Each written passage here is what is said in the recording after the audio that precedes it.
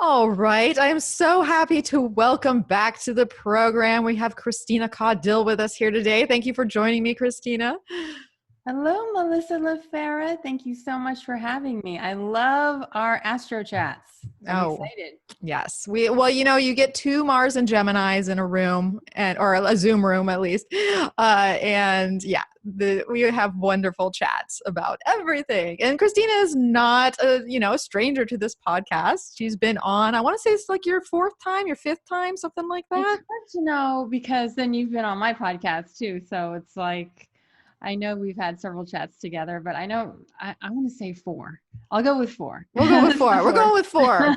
I know we did a talk on Chiron and Aries, which is still, that is still relevant. And actually it's going to be quite relevant to when we actually get into the full moon of Libra season that we're going to be talking about later here. So just FYI, if you want to kind of go back and learn a little bit about Chiron and Aries, we did a talk, I want to say like a year ago or something when that went in there, I It think. must have Yeah. been because I know that then didn't you also talk to Gray Crawford about it too? And so did I. I think we both did. And then we touched on it earlier this year when we talked about, this kind of year ahead. I don't even know if we really saw at the time how much the pandemic was affected by the Chiron and Aries, and so now we're seeing, wow, that is just a real literal expression of that symbolism. Yeah, when we did that podcast, we had no idea that a pandemic was coming. And we were blissfully ignorant of Well, we what knew was happening. 2020 was not going to be bliss. I just don't know how we Yeah, was going to show up. that's right. That's right. That's how it works. But all right. Well, before we get started here, just in case you're new to the podcast or you're new to Christina, Christina, will you tell us just a quick little summary about who you are, what you do, and etc. Yes, thank you so much. I'm an evolutionary astrologer and transformational coach, which basically means that I help people through transformational times in their lives. Especially, I tend to specialize with people who are going through their Pluto square and beyond, which is lately it's been in this generation in the early 40s or late 30s, like usually about age 37, 38 and beyond. And those are the times when, the poo-poo hits the fan and we need to know more about who we are beyond just the persona that we've created in response to what's expected of us. And, but what's great about this younger generation and like the Pluto and Scorpios, and are you a Pluto and Scorpio or Pluto? I am a Pluto and Libra, and I have You went must be through the that tail end. square. No, Okay. I'm actually dead in the middle of it. Oh, you're pretty young looking then. That's right. I'm a fresh 41. Oh, perfect. Well, I think that this younger generation coming up, they are a lot more insistent on being authentic to who they are, and changing what they don't accept in the world. I think the Pluto and Libra generations, we might have been the last generation to actually say, okay, let's do what society wants from us. And then at some point, we realize, wait a second, there's something wrong with the system. So I'm more and more seeing younger clients now too. And they have something to teach me as well. I think they have something to teach all of us. And it's really about guiding people in the areas where they can't see for themselves, the unconscious. I work a lot with Jungian archetypes and Jungian psychology. I'm not a Jungian analyst myself, although I have been through analysis, and it really helps you to see that some of these bigger ideas, like those that we find through fairy tales, those that we find through mythology, the reason they speak to us is because they speak to something deep within us, something eternal, and something that connects us to our humanity. And so it's amazing how astrology can help us to see what connects us to the cosmos and something much greater than us, but yet also how ordinary that it's important for us to be as ordinary and normal as we are to ourselves, right? It's not about just inflating ourselves and inflating the ego, but bringing ourselves down to, our specialness that can be actually kind of, really amazing to just be a human being, and I now I'm more and more speaking about being your ordinary self and how amazing that is, because these days of social media and all these false personas and false prophets, they're falling and fading. When we fly too close to the sun, like Icarus, then we can have, a real downfall. And I think more and more people are waking up to that. And I love to help people through that. So my business is Radiant Astrology. I work with individuals and teach courses, and I'm doing summits. I did 2 summits this year, and you were one of my glorious guests. And I was super excited to have the panel with you and share that experience with you. And I'll be doing more of them, because as we get into this Aquarian age with Saturn and Jupiter coming into Aquarius, which I know we've talked about before, I think it's really about creating networks of, everyone rising together and everyone going through this experience together, and, accepting that we are the new economy, and we are, this new paradigm that's arising. Like, that is us. And so much to say about Christina, because, I could say so much about everything you just said. I do want to pull back real quick to the Pluto, and talk about Pluto and Libra, and, because we share that generation. It just came to me when I was thinking about, because I've been seeing a lot of younger clients too, and a lot of the Pluto and Scorpio folks coming in. And I feel like, because Libra does balance those two sides of the coin, and how we might have been easily going with the, constructs of society that were already in place, not to rock the boat. We were brought up in it. We're already this in-between generation, anyways, because we are the in-between of like the technological age and, kind of the older world of doing things. We're literally split and like dancing on the balance here. And I feel like the Pluto and Scorpio people that are helping to wake things up and be more authentic and be like, no, this doesn't apply. This is not right. We need to dig deeper. What it's doing in my mind is it's catalyzing us Pluto and Libra folks who really can, dig deep and fight for the justice that can be there in the truth. It's just, we needed to dance on the other side of it. And so I feel like that younger generation, which is not too much younger than us. I mean, I'm talking about like people that are like, 4 or 5 years younger than me, which is not much in the grand scheme of things. But I think that they're really helping, energize the Pluto and Libra folks. So I think Pluto and Libra and Pluto and Scorpio together are a fantastic pairing, and it's so exciting to see that really these are the generations that are going to come into power over the next couple years, not couple, but actually next 2 decades or so, because everybody's in their 30s, their 40s right now, and usually people in power are 50s, 60s. And that itself might even change, right? That's true. Shift to younger, because we'll just see, because when we're getting into more and more of this sort of, as we spoke about before, the shift from earth to air, it may even be ageless. I'm hoping, that it's more about our ideas than our biological age. Yeah.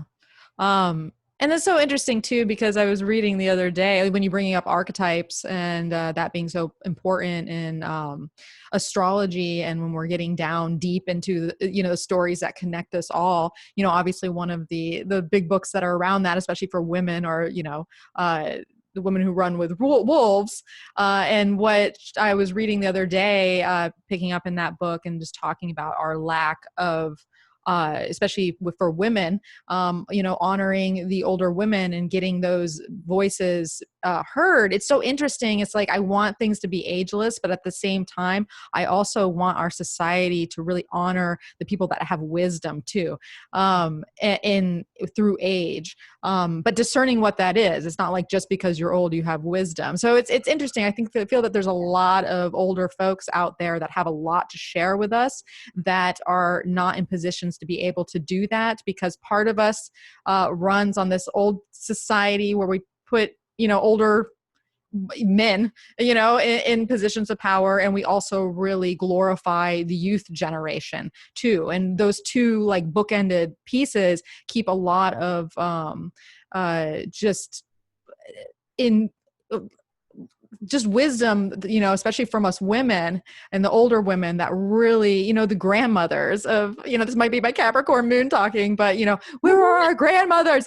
Bring them out, because they, I really think that they can help us along here too. But that's a tangent. God, okay. I can't not like add to that. Like, add to it. Tangent, let's go a little further on the tangent. I saw a thing on Ruth Bader Ginsburg, that documentary on her. I forgot what it was, but it's really cute, and I think you can get it on Netflix. But RBG, luckily she's getting a lot of attention now, because thank God she's helping to maintain, some real justice in our society at the Supreme Court level.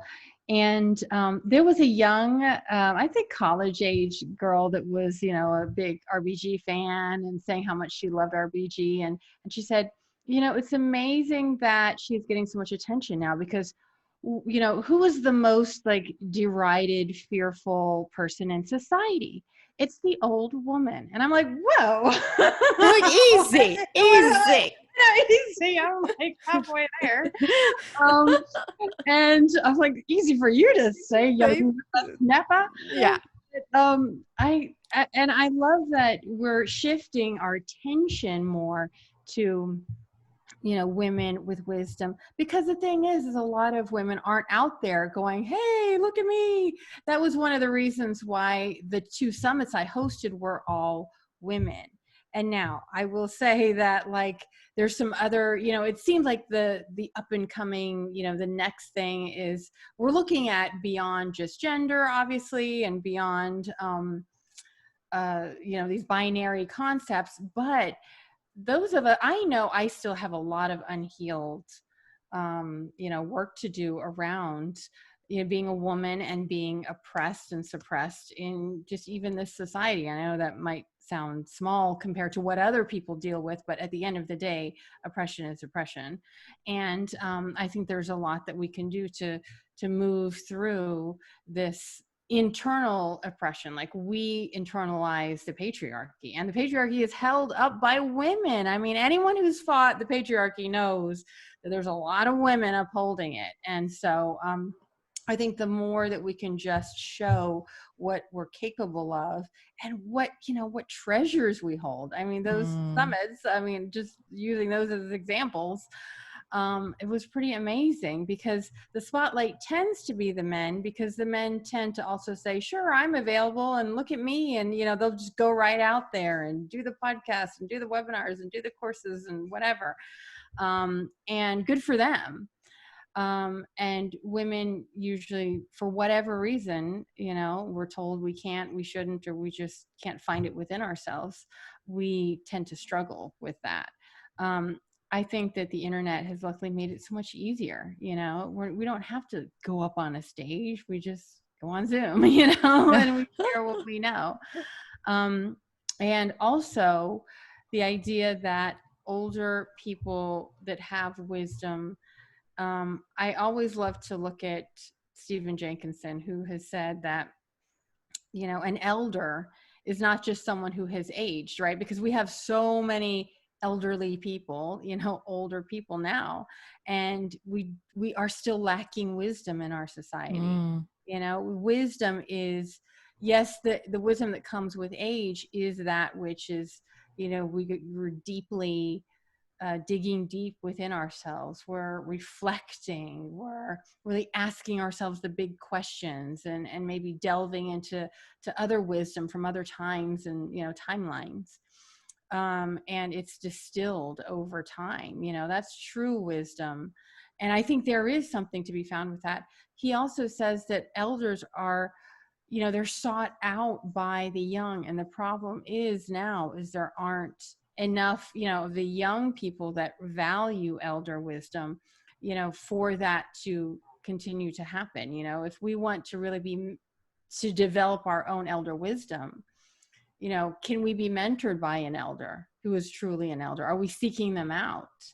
And they could be through books. They could be through other, times and timelines. I mean, when I think of, say, for instance, Carl Jung, yes, I think of it like this grandfather figure that's wise, that, I know his life story and lived a lot of hard knocks, but also, asked big questions and found big answers, and also sometimes didn't even find answers, but ultimately asked really big questions that get you thinking deeply. And what women, there's plenty of other women as well that have that wisdom that's just sitting, lying in wait. But it's up to us. We're young enough to be looking older to us to be seeking those people out and to be distilling what they've learned. And maybe, we think in this time with everything changing so fast, older people don't have anything to share. But actually, a friend of mine said, what about the greatest generation, those people that went through World War I and World War II? Most of them have died out. But he was just, this friend of mine was saying, we need to hear from them. How did they make it through? What did it take to make it through all of those wars, not just, materially, but, family and friends and children dying, going missing, and, but you still have to keep it going. And that's something that I've been reflecting on too, is those older generations. There's something in the human spirit that we can likely learn from, that we can take in these times now, in these very dark times, actually. That's right. That's the thing that we forget about the human race, is that, especially when we're in times that seem very dark right now, as if that has never happened before. No, this is an age-old story that has been going on for thousands and thousands of years with human existence, is the struggle and hardship and having to get through certain areas of suffering, and what it means to be human in times that are more trying, and how we band together to, be able to get through this. Because at the end of the day, we're a communal species. And so there's just so much. I love that we're talking about elder wisdom because I didn't even think I said what this even episode is about. I'm sure if you clicked on it, you'll know that we're talking about Libra season 2020, or we're going to here. But it seems apropos to bring this up beforehand, knowing that Libra is looking for the truth. It's an air sign. It's looking for future possibilities and potentials. And a lot of the season is going to be tied up in that cardinal crunch and hitting, the planets that are in Capricorn. And these are the areas of, looking at society, societal wisdom. The grandmothers we're looking for here, and in learning from, that ageless wisdom that can help us all. And some people have that. Some people are like born with it. The funny thing is like, we're talking about elders, and I love them and respect them and I want more of them. But sometimes you'll hear the most profound thing come out of like a 4-year-old's mouth. You know what I mean? So, we're all just looking for wisdom or here. Also, because we're so, both of us, so Pluto and Libra, we have to like weigh everything.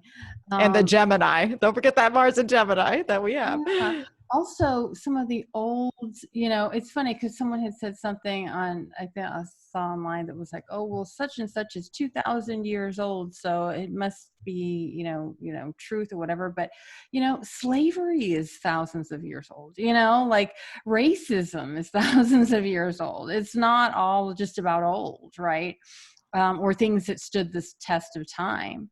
I think that, there are times that's one of the beauties of this time. There's times in human history where certain ideas, we wake up to how we have been, enslaved to certain ways of thinking and being, and it's just become unconscious, that when we awaken to them, like how racist we've been, or how much we've stolen land from, the original settlers here, and we are continuing to, do damage to indigenous communities and things like that. That shouldn't be just some radical idea, it's about waking up to it. And so, yeah, in some ways it's funny because, I'm in a quandary too. Sometimes I hear the most profound things, and you hear some real elder wisdom from older people, but then you also hear some things that feel like, they should have been put in the bin decades ago and they're still alive in people, because when they were children, it was reality. And Yeah. they haven't moved beyond that. So there certainly is something to say about elder wisdom, but I think now also there's something to be said about, at times, knowing when it's not, it's not the truth, or it's not the highest truth that's possible. I think maybe we're feeling the Saturn, because Saturn's going to be stationing direct, and I mean, still, what, a week or so away? I don't know. It's the end of the month.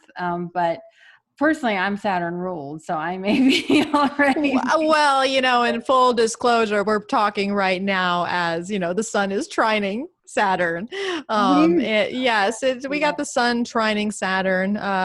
Basically, I don't know, is it actually today? I don't have my. Oh yeah. Or I think it was exact. Yeah. It's like a degree. It was exact yesterday, but yeah, exactly. Yeah, so no wonder we're on that Saturn tip right now. And we got Mercury that's heading towards Saturn there, which, okay, so this is actually a good place to start, because actually that's kind of the start of Libra season. So let's dive in, because there's so much that we have to discuss with the Libra season, which obviously is kicked off. It's the start of fall here in the Northern Hemisphere, and what is known as the equinox, or the fall equinox. Now, of course, if you are in the Southern Hemisphere, this would be your spring equinox. But either way, it's an equinox, and there are equal energies at play.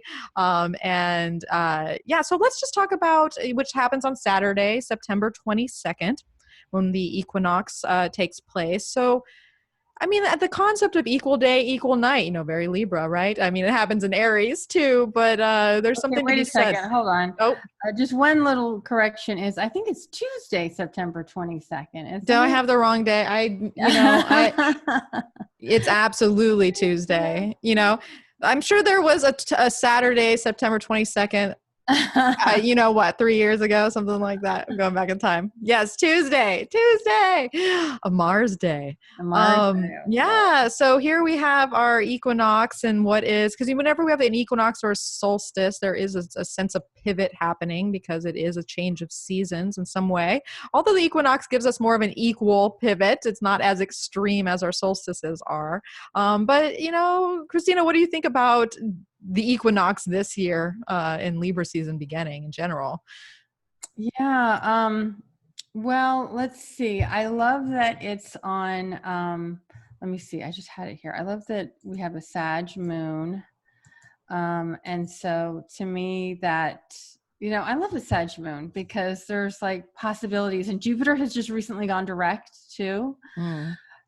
So there is, it feels like we're entering into truly a new phase, a new era. I mean, I know that I'm grateful that we made it this far, and I'm grateful that 2020 is more than half over, and so I feel like that there is a sense of going into the fall season with some hope.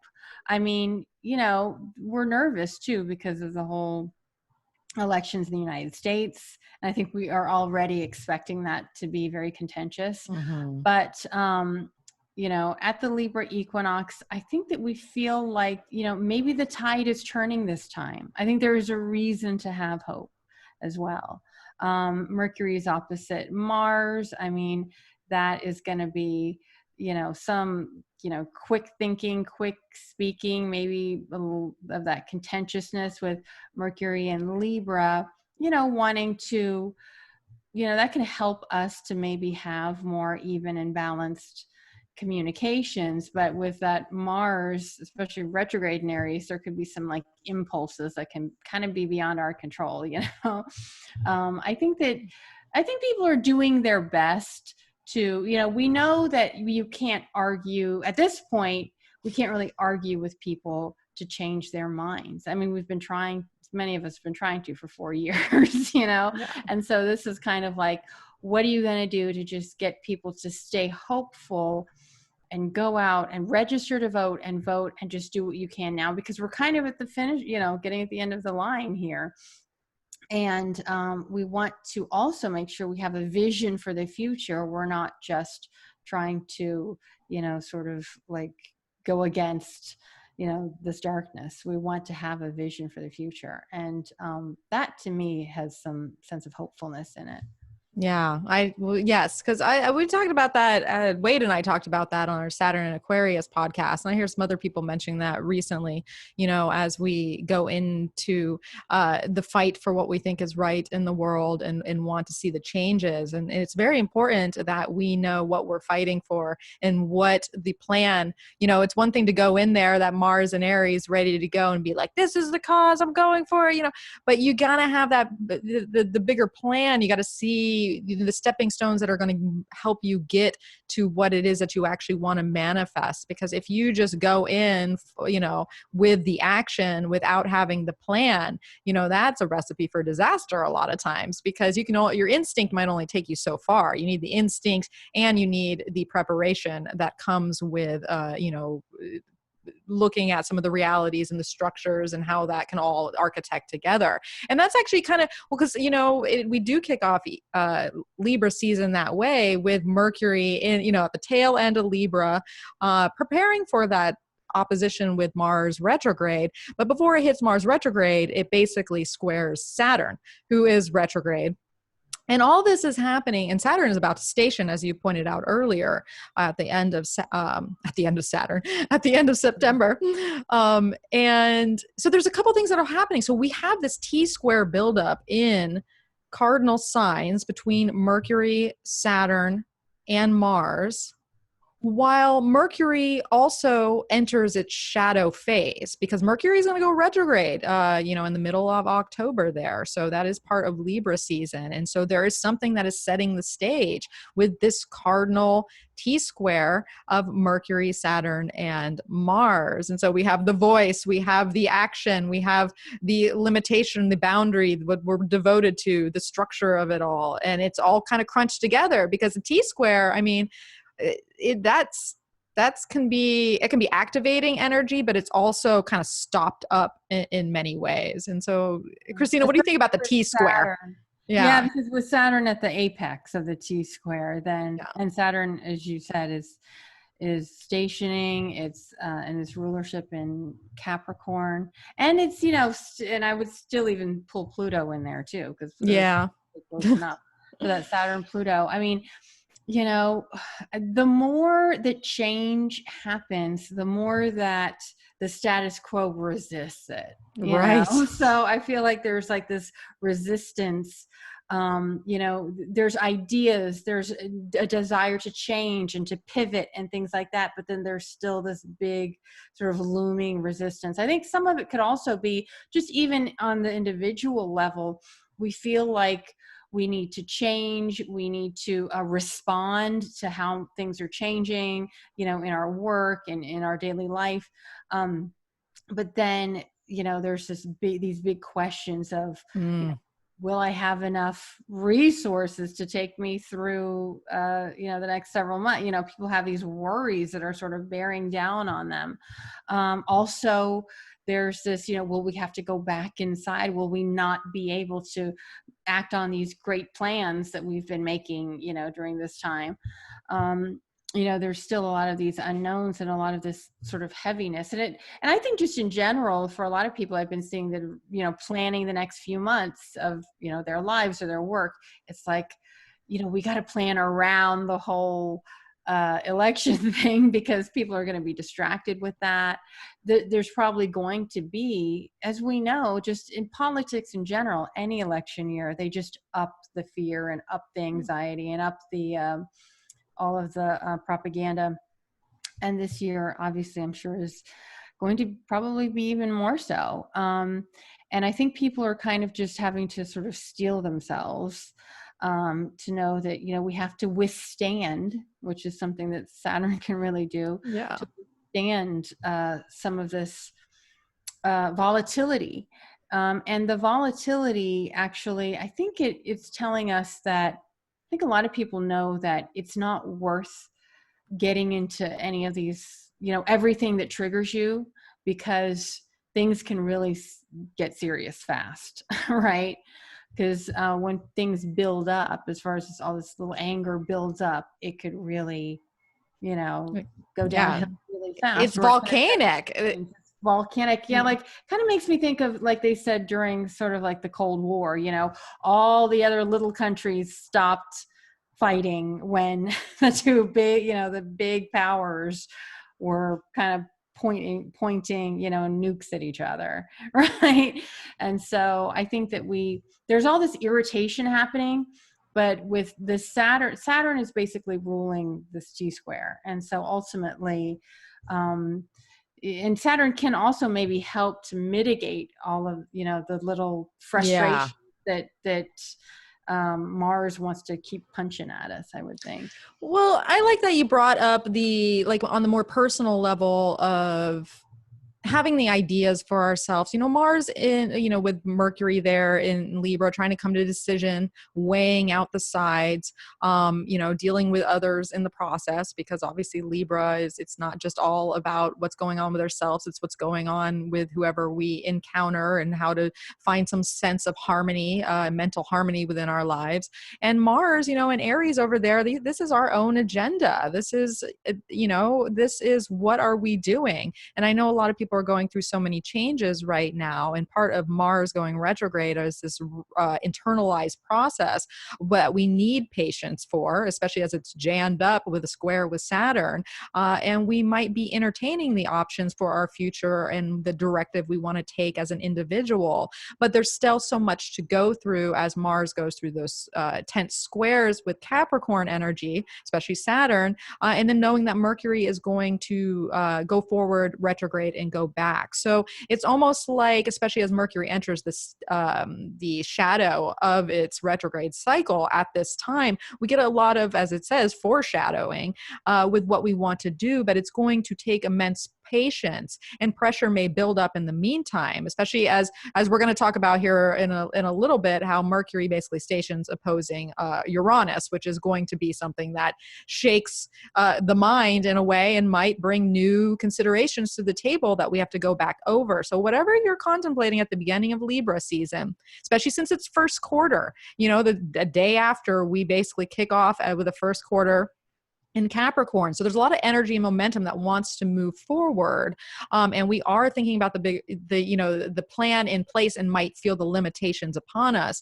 But I use this time to plan, but, plan to change your plans, because there are still too many factors at play that need to be gone back over, and why patience and persistence and determination, but with the adaptability to pivot when you need to, is going to be crucial, I think, during these times. Yeah. And I think, we had this conversation earlier in the year that this is the year of the pivot, and I was really looking at, with the nodes being in these, mutable signs, that really said to me, we need to look short term. We need to learn short term. Everything is kind of short term. And we, people need to really quickly come up to speed with the short term, and there's kind of no sense in planning too much for the long term, because the short term is so immediate, and we have immediate needs that need to be met.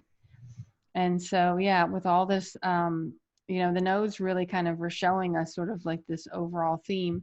Now, the other thing I wanted to also kind of mention was, I just saw a thing on, I think it was like the European, it might have been the WHO representative, who was saying that, because in Europe, they're starting to see, they had just eased all their lockdown restrictions, and now they're starting to see spikes.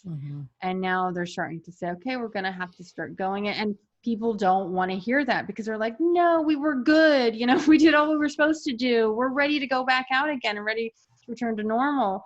But they're saying, you know, the winter, the fall and winter it could be much worse than the spring. And what that WHO representative said that, or no, it wasn't him, it was some doctor who said the virus, you know, we may be tired of dealing with the virus, but the virus is not tired. You know, the virus is not going to be tired anytime soon. And so we just kind of have to bear down. That's very much that Saturn and Capricorn. And, you know, do what's good for the long term, because it actually did work to, you know, stay inside and to wear masks and to sanitize and stuff. That has been working.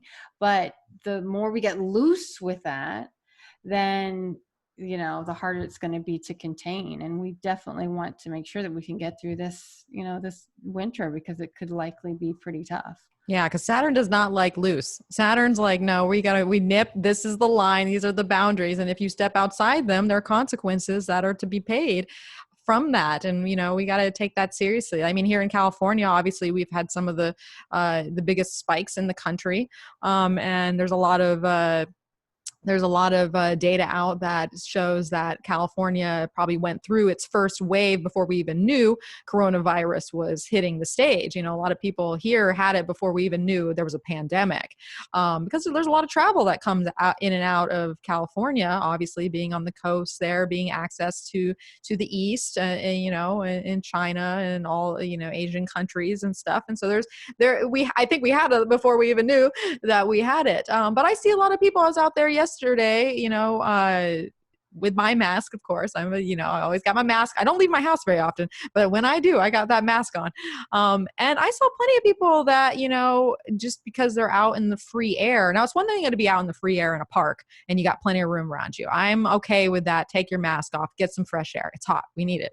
But when you're just on a street and just walking by, and like, there were so many people that just aren't wearing the masks. And I know I did a podcast. I think the last podcast I did with you was when we were talking about the coronavirus and it unfolding. And I was talking about that Sun-Mars synodic cycle that I think is very much tied up in this pandemic, which started back in September of 2019.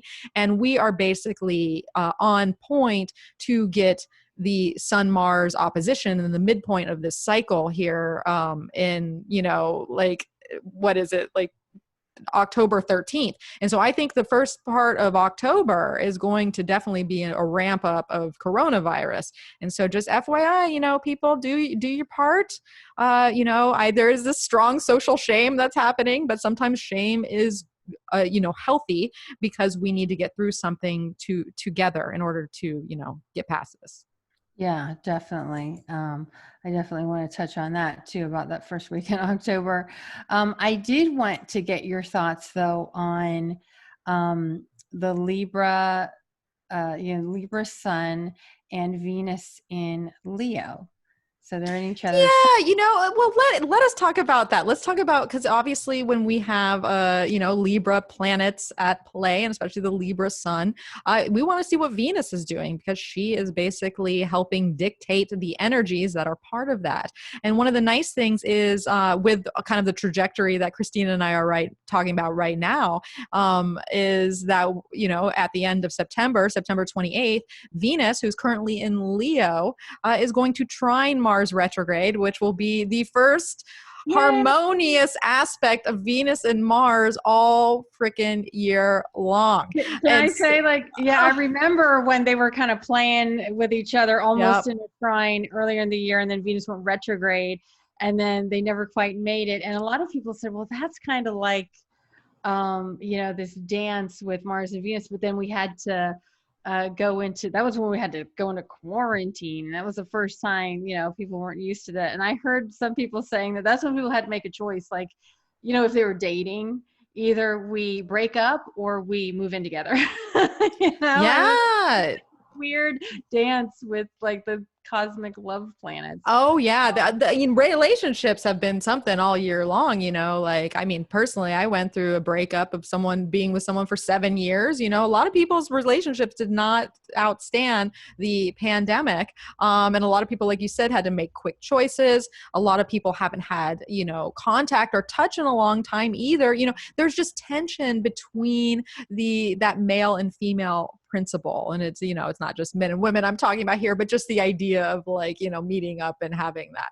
So it felt all year like there's just been no real satisfaction because those two planets yes, haven't been able to really engage, and here they're finally connecting in a fire sign. yes, and that's so funny because obviously I hear Mick Jagger in my head going, I can't get no satisfaction, and it's true. A lot of people have not been able to get satisfaction, and when you have, maybe it's been a little short-lived, or there's just been tension around that, or having Venus and Mars trine in fire signs nonetheless, which is actually quite, it can be quite passionate, can be quite inspirational if you're working on, because Venus and Mars do help us along with creative projects and, like putting out, our artistic energies into the sphere, but also finding some sort of harmony in a sense. September 28th, around those days. Woo-hoo. Yeah. That's interesting because that's when I think that's when Saturn stations. It is. So that's the thing is that, like the universe loves to do this to us. They're like, we're going to wearing Mars. Yeah, exactly. So, I like that Venus and Mars are coming together. But, at the same time, we have the sun opposing Chiron. We have Mars retrograde squaring a stationing Saturn. I'm kind of thinking of like, because they're in fire signs, right? Venus and Mars. And then you get Saturn like in this, squaring Mars and like in conjunct with Venus. I'm thinking like, like, I don't know, like you have to stay at your parents' house but then you see like, you want to hook up or something. And so you got to do it quickly, like hidden in your childhood room or something. Well, and that's the thing is maybe maybe the relationships are kind of coming together. They've got that passion. They're finding that, but maybe they have to talk about, once again, maybe that commitment level, kind of what you had brought up, like maybe you did find someone and then all of a sudden we're back in lockdown and you got to make those decisions, like that might be part of it, or but it's nice to know that they're working on a more harmonious positioning, and one that can be authentic to what the self needs, because that's what we need to keep in mind is that Venus is in Leo here and Mars is in Aries, and these are both signs that are very much self-related in many ways, which here we have the Libra. We're trying to get the togetherness, the compromise, the diplomacy, the same page with other people, but there is an honoring of our own needs that have to happen within that, and so that might be part of the energy is that we are connecting with one another. We have the flow to connect, but we're also examining boundaries and more, definitive lines of whatever that might look like in relationships. It could be any type of relationship. It can be a love interest. It could be a business partnership. Maybe you're in, you have a business and you don't know where that's headed, and you need to get on the same page with your business partner and make tough decisions. These are all things that can come up right now. And we're going to have to follow our intuition around that and what we need ourselves and how we can get creative about it. And also what we're inspired or passionate by, because if you're not inspired or passionate by, the connection that you're in, if it's not fulfilling your own needs in many ways, and you can't find the balance between that, that's when that harder part of Saturn, I think, might come in. But maybe if it is, and you can find that balance, and then you're more willing to maybe be more patient with it or persevere in rougher times. And so it's a weird paradoxical situation, which, that is Libra. That is kind of Libra anyways. It's because whenever you work with two sides of things, you're working with paradoxes, because you can see either one. This is true and that is true, and they can both be true at the same time. And yeah, so it's such an interesting pairing to me. I mean, I love that they're, just alone, Mars in Aries and Venus in Leo, like that just seems hot to me. That just seems like I hope it's hot. creative and over the top.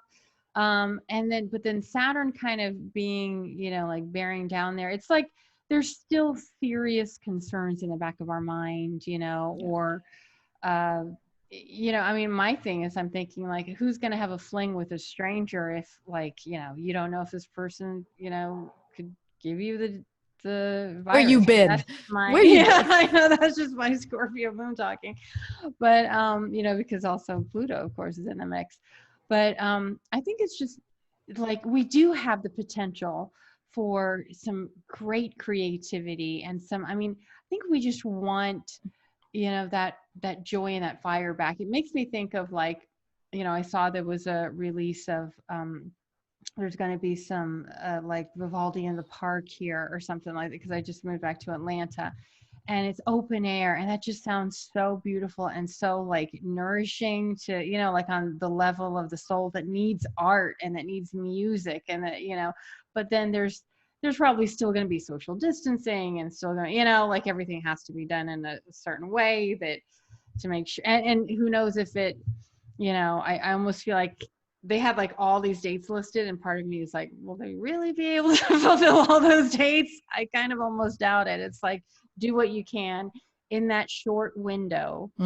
Because like you said, I also think early October, we're going to have to watch when, that full moon in Aries with Chiron, conjunct Chiron, by 1 degree. That should certainly illuminate things around Chiron, which number one, obviously, the health, the pandemic.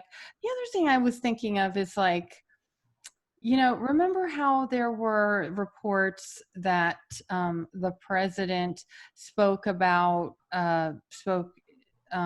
really sort of derogatory terms about like wounded veterans. To me, I often thought of Chiron and Aries as like, we hear of Chiron, the wounded healer, and Aries is a sign of the warrior. So I had been thinking like the wounded warrior kind of thing. And also Mars being in Aries retrograde. I mean, I don't know if there'll be more around that theme, but I think that we're all feeling like, if someone is a wounded warrior, there's some dignity in that.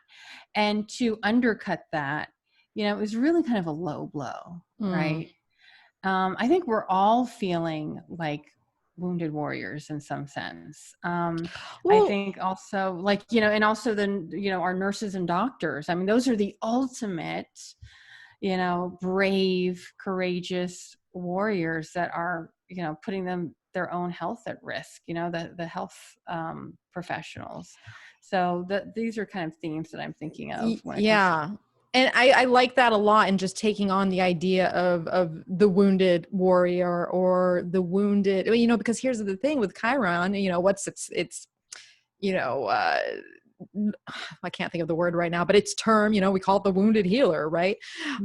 And thinking about the sun in opposition to Chiron, which is going to be September 28th, the same time Venus trines Mars, and is really going to culminate, to that October 1st full moon, is that I think that if, to pull it back to relationships, because that is going to be a big theme of Libra season, and we're talking about any type of relationship here, is that we're going to be having to deal with, the sun is going to spotlight those wounds that we hold within ourselves, that are our own making, where we come from, that have defined the self in some way, and how those play out in the field of partnership with others, and how we interact, whether it's, once again, that one-on-one intimate partnership, that business partnership, that person we find on the street that for whatever reason triggers something in us that is going to come out. The street, hey, it happens. It's 20 years since I've dated, so I don't know.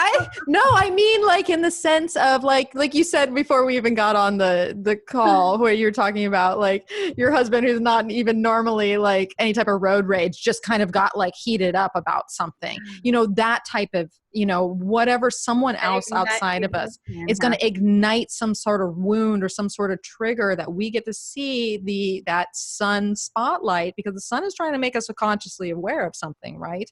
And having it interact at the same time that Venus trines Mars, knowing that Venus is in Leo and looking to the sun in that mutual reception, right? They're not in an aspect together, so we don't technically have like close mutual reception, but the fact that they're, deferring to one another, we have enough there for those energies to interchange. And I think that this is going to be a defining point, because any type of full moon in Libra and Aries, we're definitely looking at you versus me in some way, shape, or form. And I think that our personal wounds are going to come up there, and hopefully we are going to be able to shine a light on them enough to find the balance or find the healing or find a way to harmonize those and understand those better from an intellectual place. And part of that might come from having to honor our own needs or speak up for ourselves in some way, but also be able to listen to others, which is an important part of Libra. So I think that that's going to be a bit of a tug of war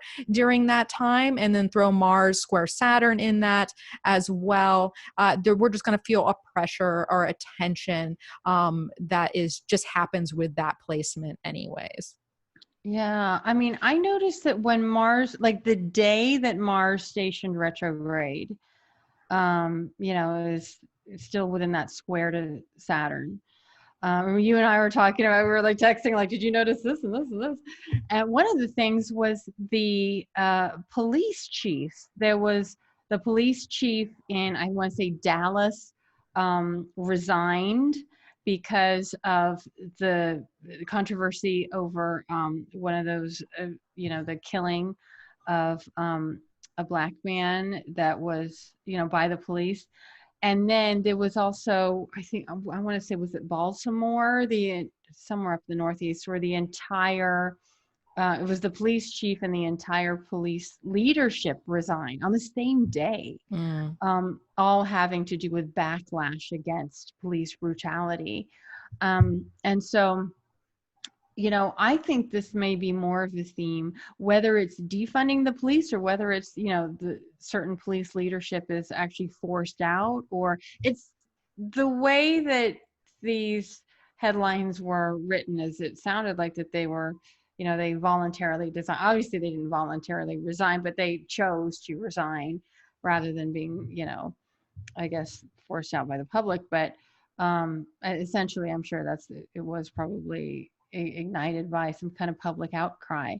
And maybe it's when, we see more of like the sun opposite Mars retrograde or something like that, but Mars being in this square to Saturn, the Saturn being the authorities, the Saturn being endings and karma and things like that, we may see more of that. And in our own personal lives, it could be that whole, like, I'm just done with this, this is like the final straw, or I've come to the end of the road in something.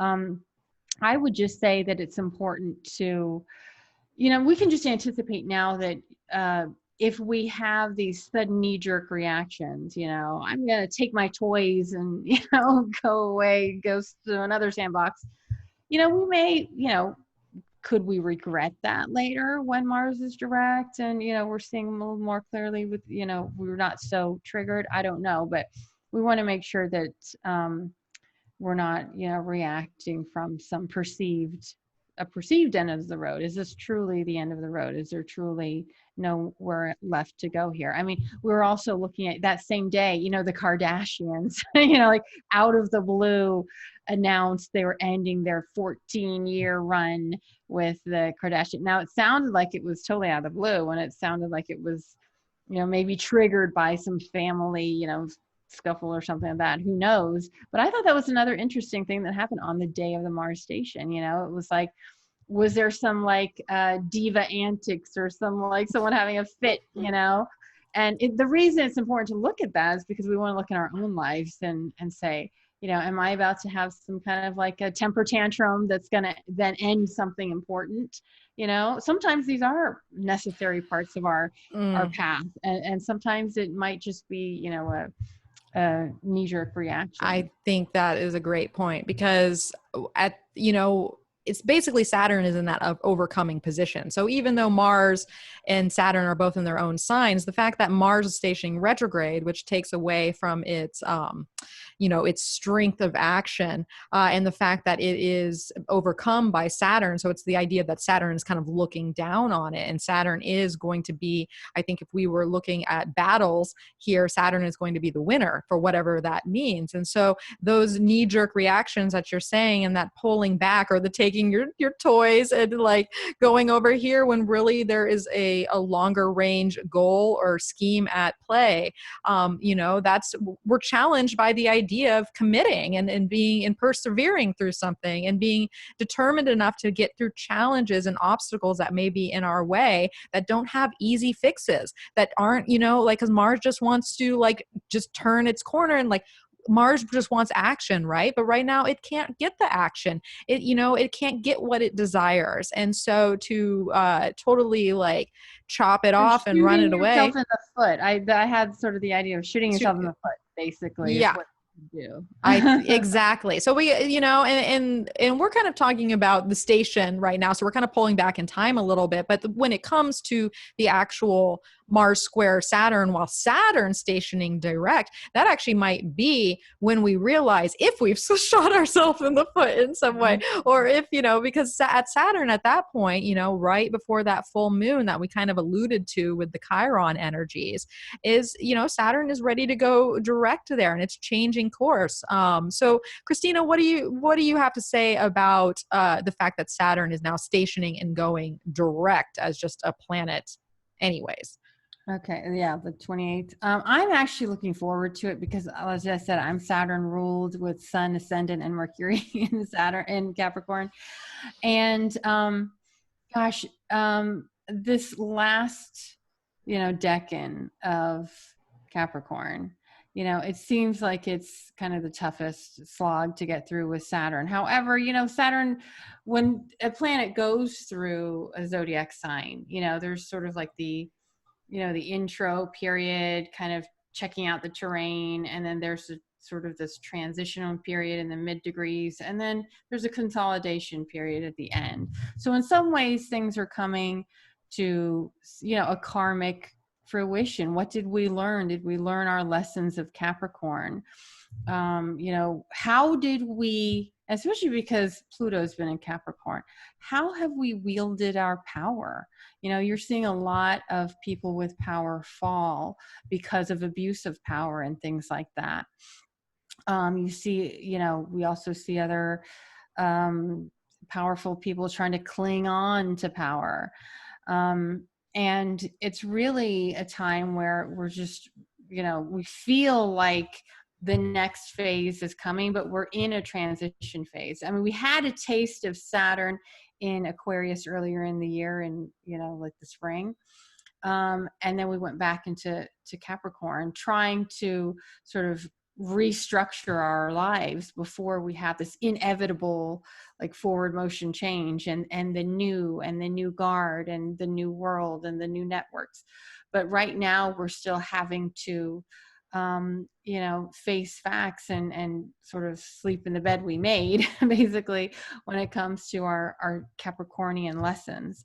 And a lot of it has to do with, do we have the foundations to sustain ourselves in the long term? And the thing is no matter how solid on solid footing and solid ground we try to be over these next couple months, it may or may not help us when Saturn goes into Aquarius. I think that the Saturn retrograde period was a time to restructure, knowing that, this new world is being born. That's going to be a lot more, as we said, a lot more earth or air oriented than earth oriented.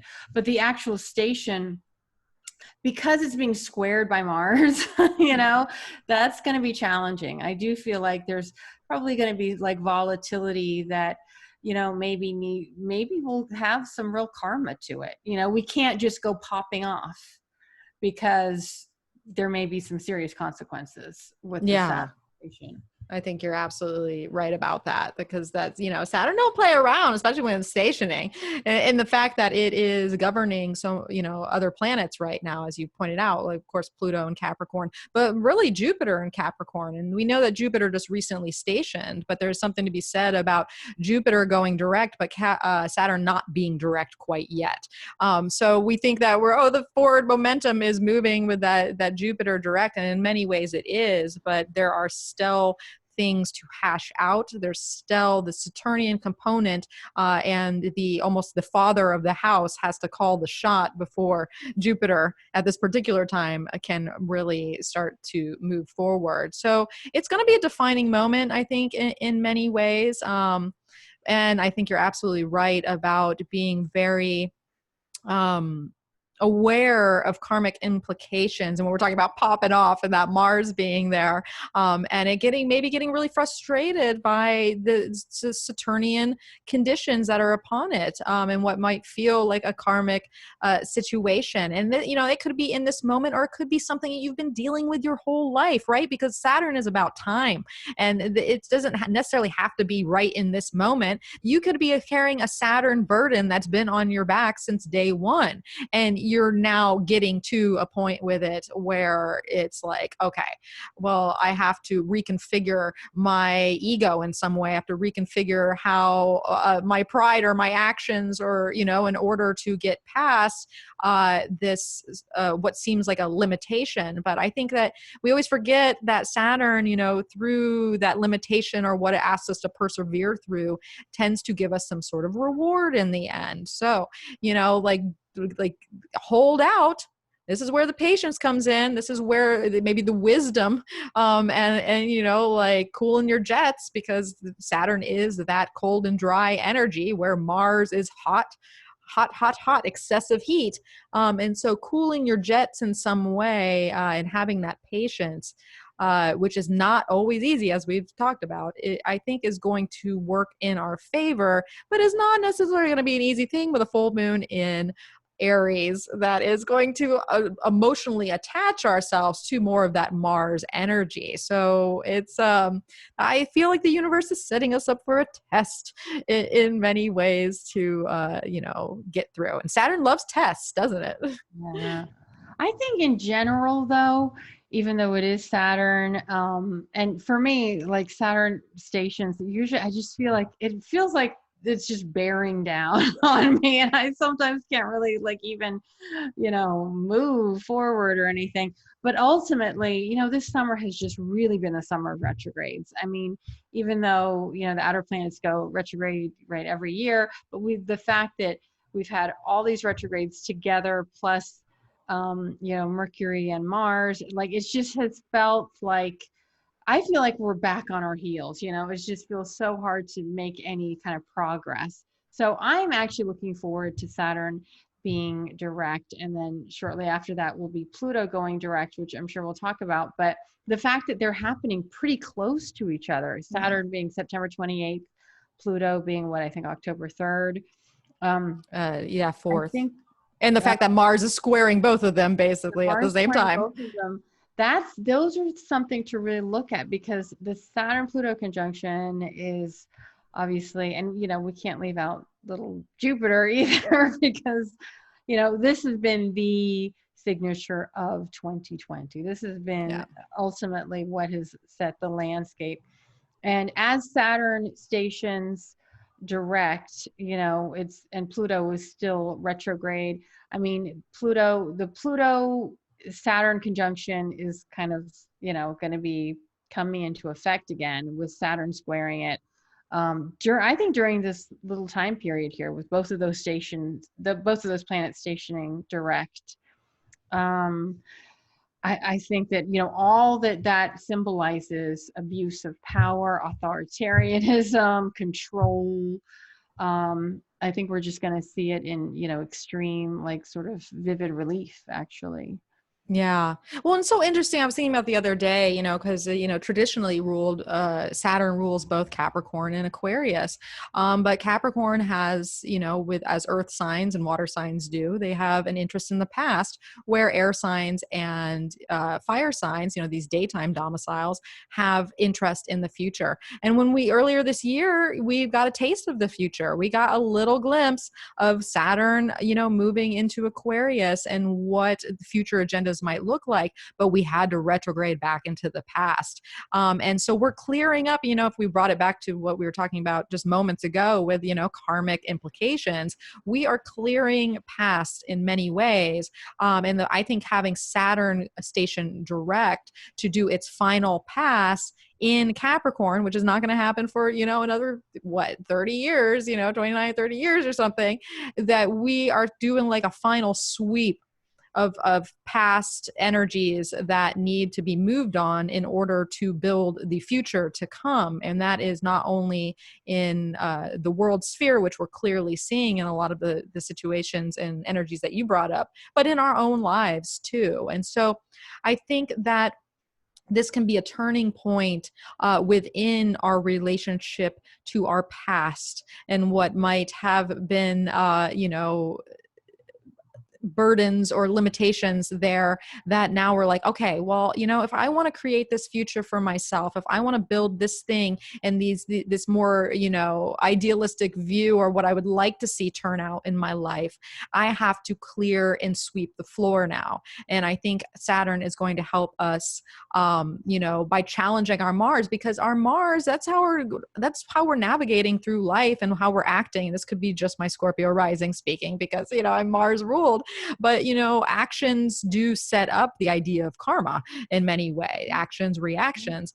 And so I think that having Mars in retrograde, so it does have the wind out of its sails, our ego is knocked down a little bit. It's internalized. We can look at it from a more, a more private place. And I think that we need the tension and the pressure to push ourselves to turn the page there, especially if Saturn's in that overcoming position, because that means we can sweep the floor. We can, through the pressure, because whatever gets done, if you don't have something kind of like squeezing you to do it, you need the squeeze. And I think that is the blessing of Mars in this tense position with all these Capricorn energies. It's like, it's time to change. You want this for yourself, but the only way that's going to happen is if you change, if you draw the line, if you set a new boundary, if you leave the old karmic issues that that you've been dealing with behind. And that's the only way it's going to set the stage for all that Aquarian energy that's going to come and in late December, and then through 2021 and 2022 with Saturn there too. So, these are I guess the blessings that are part of that to me.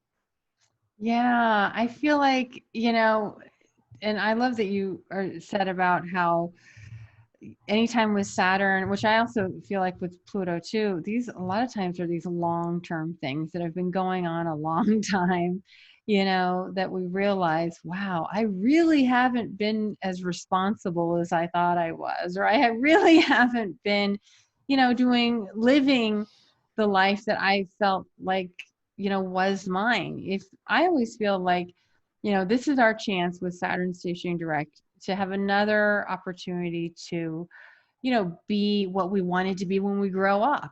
It's like, guess what? We're there. And now is the time to do those, to take the actions and to be, even when no one is looking, to be ourselves, and live our morals, live what we know is right, whether or not that gets us any kind of, the response, positive feedback from our environment.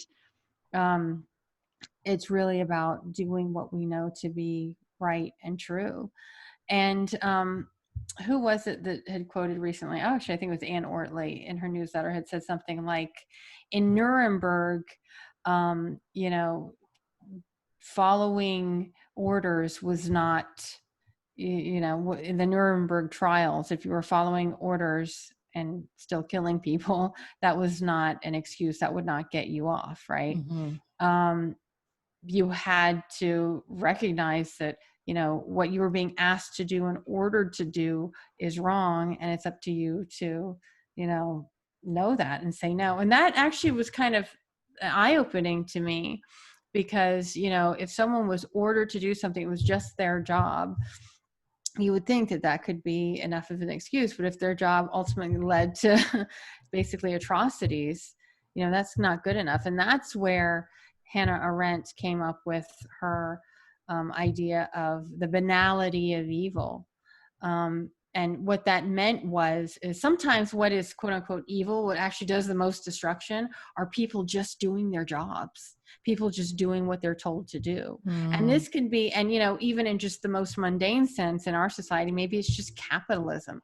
Maybe it's just, you know, charging the most that I've always been able to get away with, because people will pay, because there's somebody there will pay it, rather than actually charging what is of value, and giving what is value, and, you know, and considering that there are humans at play, that what's fair in it. That's everything that you're saying to me feels very Libra, Capricorn, Aries in all that, you know, because Aries, you do have to, it's interesting because Capricorn is, and Libra seem to be following the orders in some way, right? Capricorn gives the orders, Libra might go along with it, but we need the Aries to be like, wait, no, and this may be where Chiron comes in too, you know, being able to go against the grain and step up when something isn't right or doesn't sit well. And not be a good soldier, because sometimes being a good soldier, you know, is forwarding, you know, if you want to still use the word evil, if you know, the orders you're following are not aligned with, you know, something that's right or moral. So yeah, I think these are questions that we really need to be asking ourselves. I mean, maybe not everyone is in this predicament, but when we are looking at the changes that are necessary in society, whether it's racism or misogyny or you know, the worst of capitalism or abuses of power, sometimes that means going against the grain and being, you know, not being received well, but ultimately doing what you know to be right. And I think that, to me, I feel like that's been some of these big lessons of all these retrogrades that we've been asking ourselves on some level. And now with Mars, you know, having to, you know, people are fighting for their survival. Some people are really literally fighting for their survival. And, you know, how do they go about doing that in a way that is still aligned with, you know, the highest expression of themselves?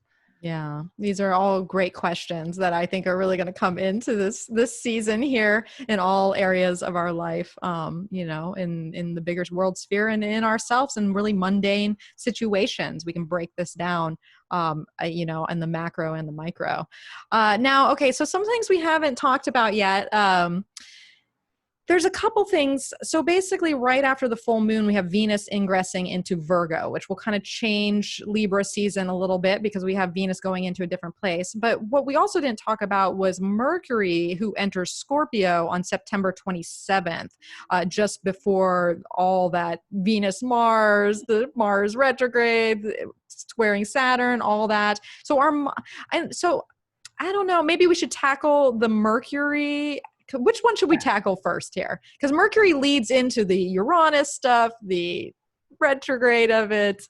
Which do you want to go with first? Let's see. Did you say, let me ask you real quick. So you said that Mercury enters its shadow on, what was it? The September 23rd, around there. And you put in your notes that was on Spica. Let's talk about that first. Oh, the new moon is on Spica. Oh, but isn't that it? That is that on Spica too? 20, it is. Is it? Oh, close? I don't know about the new moon, but Spica is 24 Libra. So yeah, because that's where our new moon is going to be. So we have a new moon in the middle of the month that's on Spica. Wonderful! Oh, yes. So I'm excited. I'm excited about that. But yeah, that Mercury, it dances there. It basically enters its shadow phase on Spica. And so that means it'll station direct later at that degree, correct? Does it go back all the way through there? Let's see. Let's pull out our magic programs as we look through. retrogrades. What is it? A retrograde. So it stations at 25 degrees. So it doesn't quite pull back all the way to Spica, but that new moon One is by there. 1 degree, I would consider it. Yeah, but It's I close, would but that new moon, we're not there yet. But yeah, we're not quite there, but I would just say that I think that that could color, because this is the thing. The last Mercury retrograde we had, it stationed on Sirius, right? Like the brightest star in the sky. yeah. And when it finally stationed direct on Sirius, that was when AOC gave that fantastic speech about, she was being called an effing bee or whatever by some other congressman, and she talked about how this language is unacceptable, and that just sort of it somehow, that speech, it just like struck a nerve for a lot of people, especially women, obviously. And so to me, I thought, wow, that entire experience culminated in that Mercury on Sirius. And so now we have Mercury on Spica plus the new moon on Spica. So that, I would say, is something worth reflecting on. Plus my midheaven is like within a couple of degrees of Spica. So, this will be big for you. This maneuvering. What I like about Spica, it supposedly has a lot to do with talent, with your God-given gifts and allowing your talent. To me, I feel like it's it's almost sort of like a Leo type of vibe, but it's letting your talent and your gifts shine, and it being in Libra, that could have to do with beauty, aesthetics, art, obviously relating with others. I mean, my midheaven being on Spica, I've always had the most success when I've partnered with somebody, and when it's been a, really lovely equal partnership where we both are able to, really flower and share our gifts in ways that like we couldn't do without each other. So I think it's worth like reflecting on Spica for those who have that degree. And so, we'll get in there a little bit more with that new moon placement that comes later in the month. But let's think about, because basically. Yes. And so the other thing is, then Mercury going into Scorpio. Yeah.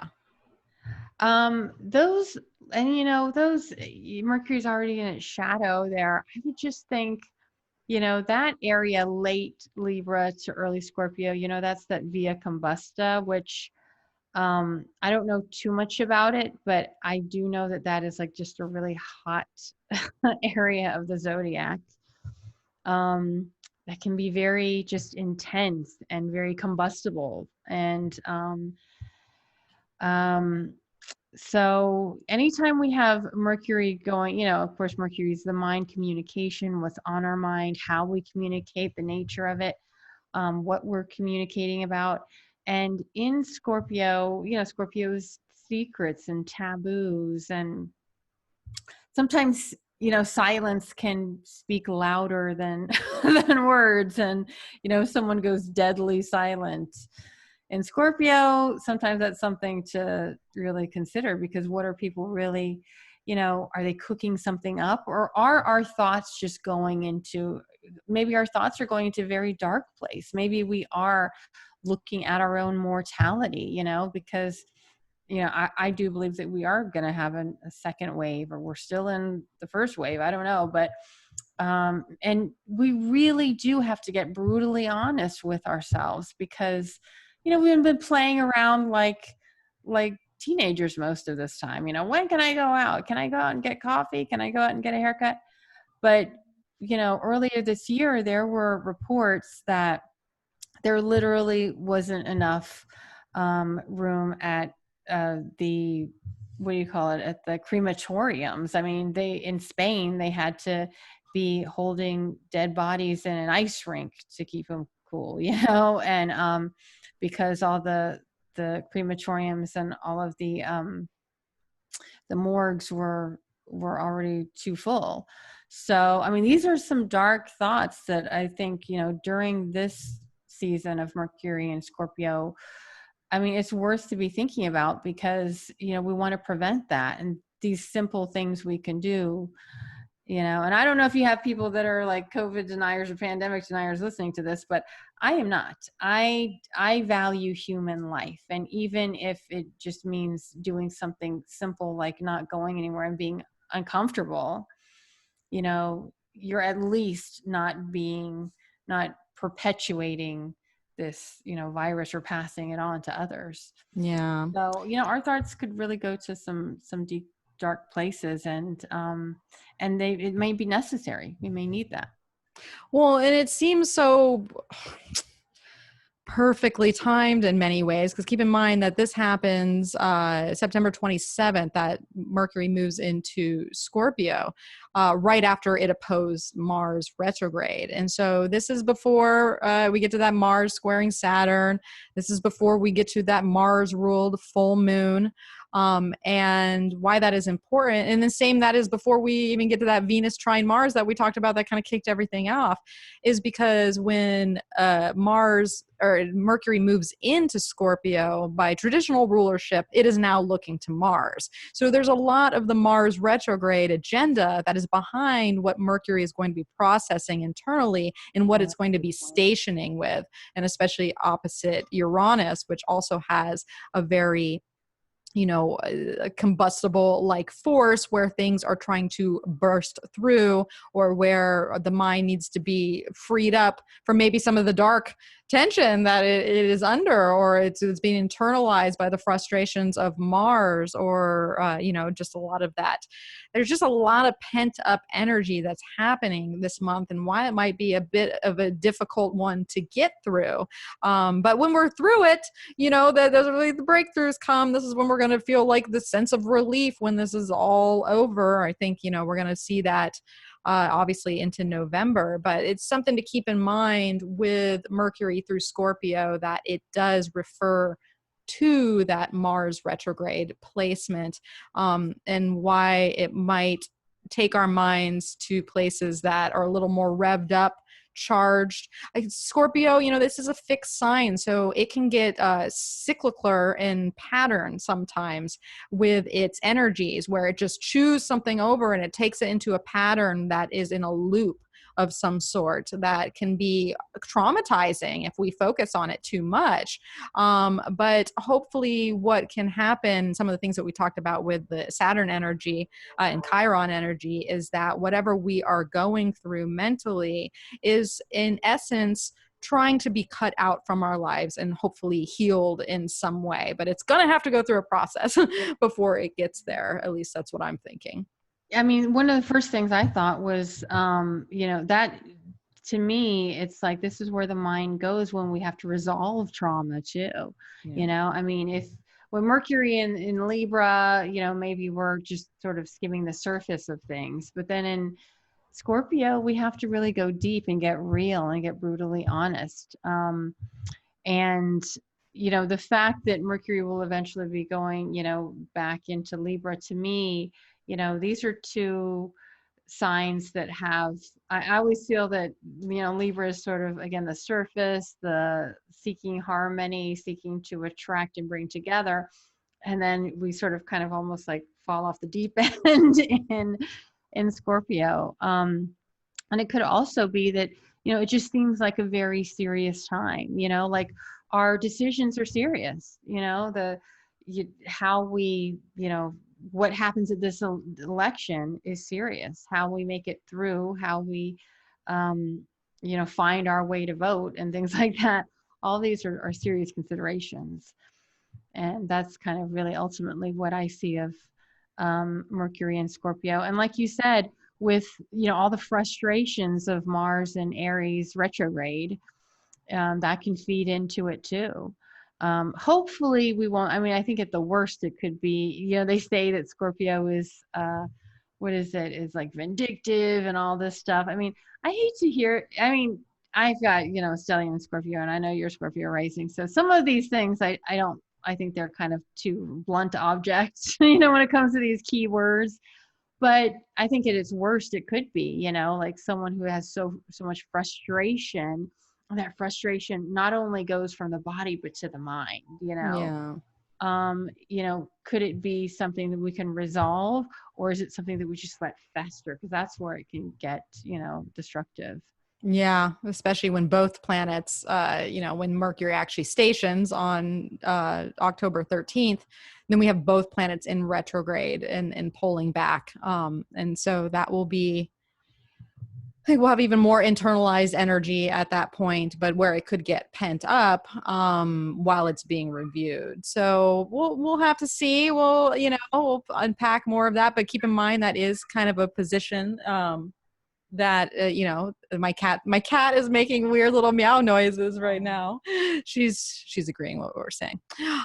So okay, well, in the interest of us not having the longest podcast ever, we're gonna have to blow through some of these transits here, because Christina and I could probably talk forever about all types of things. We're going deep. We're getting Scorpio deep.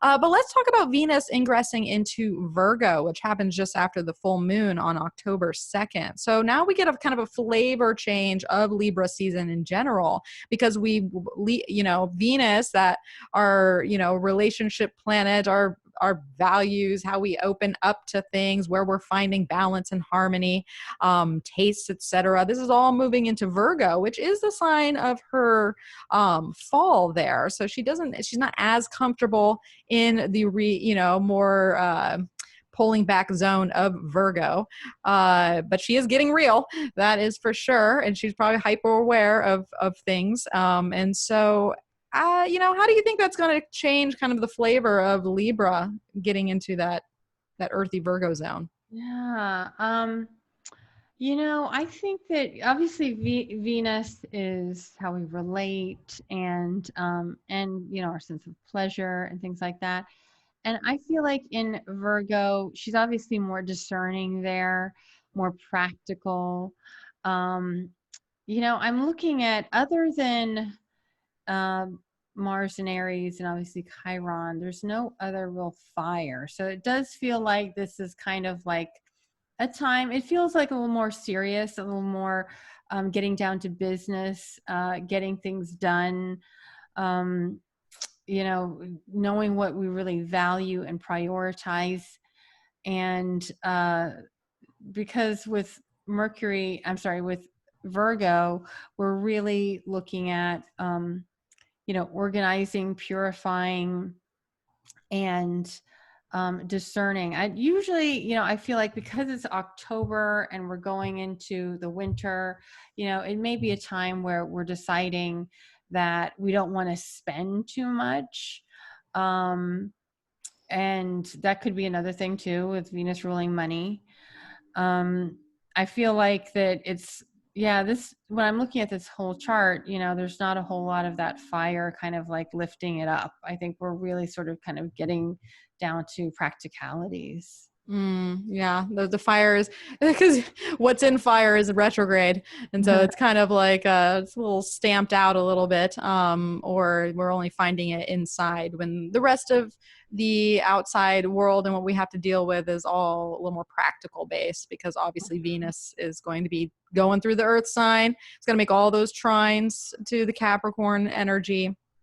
And so I think things are going to come back to Earth. We're going to have to deal with practical matters, and get more practical and realistic about things, while we also still have some of that air energy that is allowing us to at least still look into the future. Maybe that's why we're getting practical in the first place, because it's like, okay, well, if we see these things ahead of the road, well, then what do we got to do now? Or what do we have to change? Or what do we have to, nip in the bud to begin? And that's going to take effort, time, actual real world, maneuvering. And so, I think she's going to get a little sober, because that is what happens in Virgo. And so we're going to probably see kind of a significant shift just in the season in general after that full moon, just because that fire will have left the building to some extent. But like, okay, so we're moving on from Venus. She's kind of changed. We talked about Mercury and getting ready to station and opposing Uranus, which happens on the 7th of October there. So that mind's going through something. Now, who was it that was talking about the October surprise? Maybe that was on Chris Brennan's podcast, but apparently in politics, they have what's called the October surprise, which is like just before an election. They like to bring out the dirtiest dirt. Oh, yeah. As if we haven't seen enough dirt or heard enough dirt, but I mean, they're already bringing it out. But, here we go. This is like, October 7th.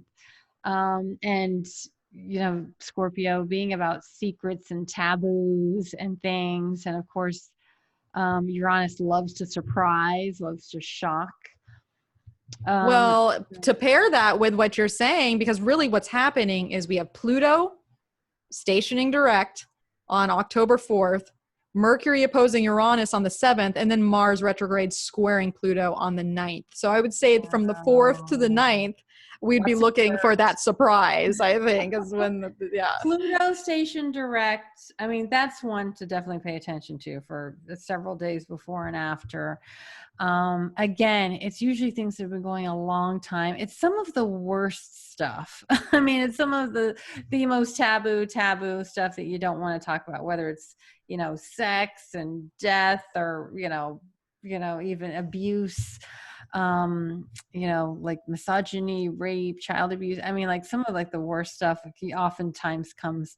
The secrets are coming out. Secrets are coming out. I mean, I don't want to say, I don't want to say what I think it might could. I mean, I don't have an idea of what it could be, but it's usually the stuff that we're just like, it's just so putrid that we don't want to look at, but it's essential because it's been what's been going on, because there's something that's been going, if you have black mold growing in your basement and you just decide, I'm not going to deal with it today. And then that becomes 20 years. And then, like what's down there? It becomes a monster. And that's usually what happens is we see like the monsters that have been growing in the dark, and that it's time. The thing is that when we bring the light of consciousness to it, then we have the opportunity to slay those dragons. And that's what we may have to do, so yeah, like you said, talking about digging up dirt or, body, they often call it like bodies buried in the backyard, those coming out. And that's on the collective level. On a personal level, I always like to kind of discern these, because I'm not, I personally don't consider myself a mundane astrologer, although these days, any astrologer usually is looking at the bigger world. But on a personal level, Pluto being our shadow, but yet also our empowerment. I feel like this will give us a chance to not feel as overwhelmed. I think this whole time Pluto retrograde, we have been overwhelmed with all there is to do, all that we should have done, feeling powerless. And now with Pluto going direct, we may have a sense that, we can command our destiny, or if at the very least our life in some ways, even, and then with Venus and Virgo, sometimes just the little things we can do to create order, to reclaim our lives again, that can really help us feel in control again. We might not be able to solve everything today, but, if we can just put some things in order, or, throw out some weeds in one day, then we've reclaimed some of our power back, I think. Yeah, I think that, I think that is definitely something that could be happening, especially as Mercury is getting, that trigger of Uranus on the other side of it. So there's awakening energy, there's empowering energy, but there might be difficult instinctual stuff to get through too. Yes, that's just imparted. Yeah, and Mars squaring that Pluto station. I mean, I do fear for what would happen in the collective with those powers that be, the plutocracy or the autocrats or the people in charge. I mean, Look at what happened. You know, I've never paid attention to Belarus politics before in my life, but now it's big there because there's definitely an autocratic rule taking place. There, you know, they had an election that is not being honored, and people are getting, you know, really riled up about it. You know, with the Pluto stationing, squaring that Mars, there could really be, you know, some, I mean, Pluto is also death, it's destruction, you know, at its worst. So that could be it could be a dangerous time just in general with, you know, anytime we have Mars, you know, involved in that sort of Capricorn stack there. Yeah. And I would just say in general, in your own life, you know, the really mundane things like just driving your car anywhere, especially Mercury opposed Uranus, not to scare anybody or anything. Not you, Christina, because I know we talked about No road car rage. things, but no road rage. But which is funny because of what's been happening outside of my house every night now that it's becoming a really issue for the community is like drag racing for hours on end. And you could smell the burning rubber. Like it's becoming a really bad thing. And That is so so Mars retro. symbolic. Yeah. Wow. That's just a tangent, but anyways, you know, just be extra cautious, careful, take your time, you know, during that first 10 plus days of October, just because of the energies that are around. You know, we got to be on our toes in a way, otherwise there could be consequences to come to that. Not to scare anybody, just kind of putting the, you know, the Capricorn realism out there for people. So all right, well, this brings us to, what do we got going? We've made it to last quarter moon. Not even in, you know, usually like Scorpio season is a deep dark season, but I know it's Libra this year. Although we have Mercury in Scorpio that's given us the Scorpio highlight, of course. So we have that last quarter moon in Cancer, which is right on my sun. That should be interesting to see how that plays out there. And that's another thing to keep. Oh, I will just, because we've been bouncing around, but I will say, yeah, just in general, everything we've been looking at, that full moon in Aries, with the Pluto station direct shortly after, Mercury opposite Uranus, you know, that all happening within that, you know, short time period, that definitely seems like, you know, one of the, you know, difficult Hot times. spots. The hot spots. Yeah. Yeah. The beginning of October. The beginning of, yeah, basically October 1st through October 9th. And keep in mind too, because this is all pushing off of that Virgo new moon. And so what's happening is we're having first quarter, full moon, last quarter, and of course our upcoming new moon. These are all in cardinal signs. So all the Virgo new moon energy, which Virgo is a mutable sign that is pushing for adaptation and change and transition. And then the cardinal agenda pushes things forward. So there is a lot of power and pivot to all the moon stops that she does this particular month, and why that there might be more action than normal. And of course, we talk about the inaction of Mars retrograde, but you know, action doesn't always have to happen on the surface and blunt right in our face. So sometimes that is an internalized process. So just know that the wheels are definitely changing and turning. The gears are turning in many ways this month. And so that's why this is a very important month of, you know, season of 2020. And especially with that new moon in Virgo, that it's kind of all sitting under, that was in a square to the nodes, you know, that were in that halfway eclipse point. So we made it to last quarter. You know, we're kind of closing down with some things. What do we got going on? So, well, Venus trines Uranus at that point. But you know what? I don't know. Might have to save that, because what's really happening like the days after is the sun squares Jupiter. And then we have that last Jupiter sextile Neptune aspect. And then we also have Mercury stationing retrograde in a sextile to Venus. So that's interesting. Okay. Let's set the stage here. So we got Venus trining Uranus from Virgo. And then a few days later, Mercury stations retrograde in Scorpio in a sextile to Venus. So we see Venus, Uranus, Mercury station. That's interesting in the relationship department to me too, or like just relating and finding balance there, I think.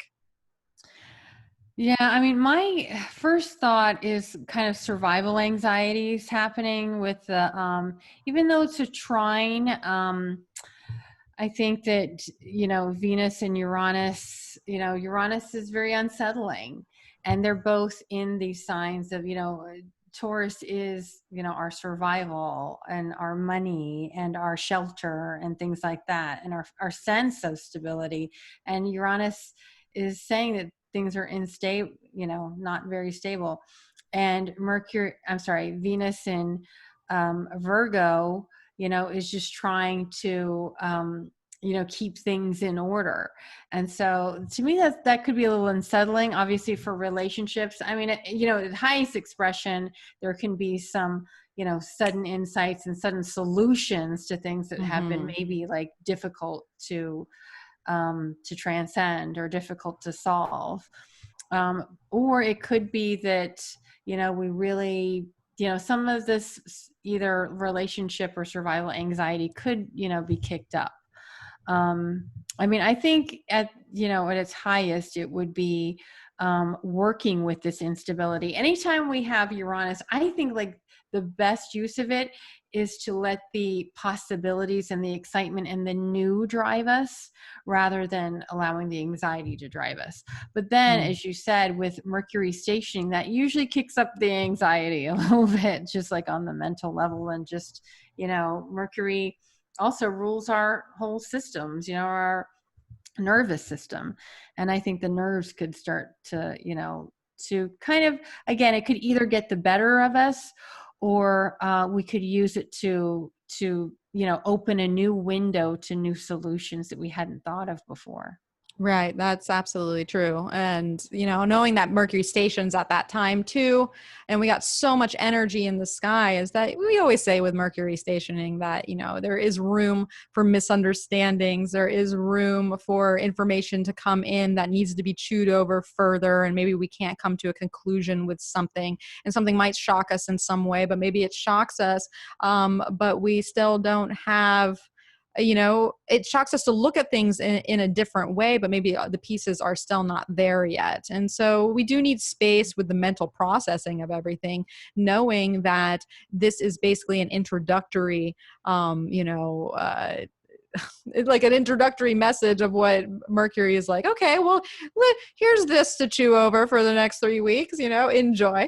And so, especially since Mercury is tied up with that opposition to Uranus itself, and then now Venus is playing into it. So, give that some space, take it in, let it sit with you, know that you still got to probably go around some things, and figure out what might not be clear, or what might be a misunderstanding or a misstep in some way, or where your own perspective needs to change in relation to whatever is happening. Because I mean, other than that, as Mercury stations and we're introduced to this, like, oh, it's time to think a little different. We have the sun squaring Jupiter, which is always a push towards some sort of growth and forward momentum, or being aware of what needs to move forward and change. I And like to think of Jupiter like sextile Neptune. Yeah. Oh, yeah. And then I think of binging when I think of a Nah. square to Jupiter, because I have Jupiter square my ascendant. And, it's so funny that I just feel like it can be just this sudden, like over the top urge. And then, the sextile to Neptune, and the sun being mixed up in that.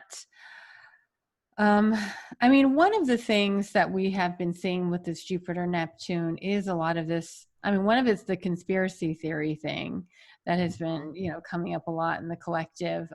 There could be an uprising of that for a few days, or some kind of news, because Jupiter oftentimes does have to do with news, and then with, of course, with Mercury stationing, that can suddenly just be like a wave of, whatever this news is, like sort of takes us over, and is just really sort of magnetizing the collective, like everyone has an opinion on it, or everyone has something to say about it, kind of thing. Yeah. And that makes sense too, because at the same time, basically, that Mercury stations, we have the sun opposing that Mars retrograde, and this is our midpoint of Mars retrograde, when Mars is the closest and brightest to Earth, when we feel that Mars energy the most. And and then the sun goes on to square Pluto a couple days after that. And so this is another hot spot. It's last quarter, things That's are a hot wrapping spot. up, but that is basically, I keep telling everybody October 1st through the new moon, October 16th, is just like one thing after another with just things is just, yeah, there's just a Yeah, lot to because take then in. I'm seeing, yeah, because then the sun makes that journey of squaring then Pluto, there on the Well, 16th. and why I think that the virus might be a big part of this, because Jupiter sextile Neptune ruling, viruses and things that we can't see and things that can permeate us in ways that, I think this might be turning a corner there somewhere, in some way, and especially with the sun opposing Mars retrograde at the same time. And, in the thinking that the sun and Mars synodic cycle is kind of tied up, in my opinion, to the pandemic timeline of when things are released. And so I think we're definitely going to have more pandemic news, and I think it's probably going to affect obviously, and that might be part of that big surprise that we're talking about with the effect of the elections and things like that, because because the Mercury's stationing. And that's the thing too, is like Mercury, when it's stationed retrograde back in Pisces in the beginning of this year. And that was like the perpetuation of the virus behind the scenes before we knew it was happening. One of the big days was Mardi Gras, when the sun was conjunct Mercury retrograde. And a lot of the spreading got done in these big festivals and stuff like that. And so there's something to be said about the Mercury stations too, in relation with the pandemic this year as well. Oh, So yeah, we talked about that on your podcast, because when Mercury was first, I'm sorry, when the pandemic, before it was a pandemic, when the virus was first sort of known to first infect somebody, I think, wasn't it like Mercury was retrograde at the time? And it wasn't until there was the next Mercury retrograde, when Mercury stationed direct, that we finally got the date of yeah. the original infection. So yeah, there was like all this, and then there was like Neptune in the mix too. Yeah, exactly. So just, just FYI with that there. But we are turning a corner there. And I think having the sun oppose Mars retrograde and then square Pluto once again, and it coming off the sun with square to Jupiter, is that a lot of the stuff that we've been working with the Mars issues, right, from that Aries perspective and that retrograde perspective, we get this to shine the sun on that. And sometimes when we shine the light on things, it can be uncomfortable, but at least we're conscious of it.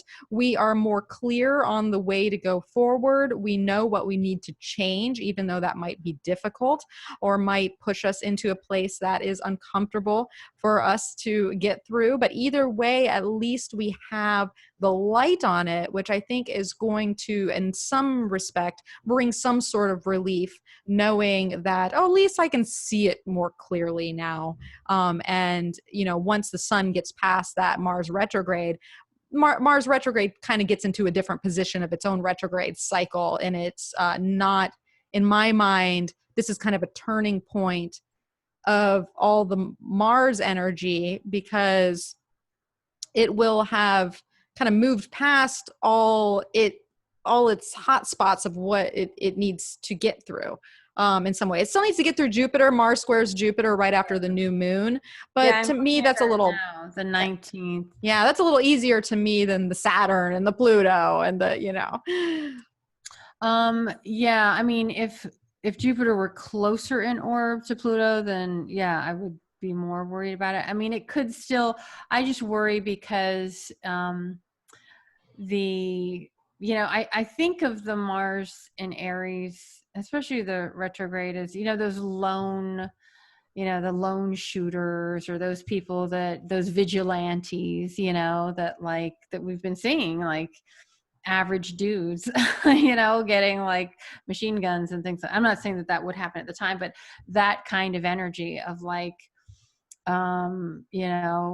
taking things into your own hands kind of thing.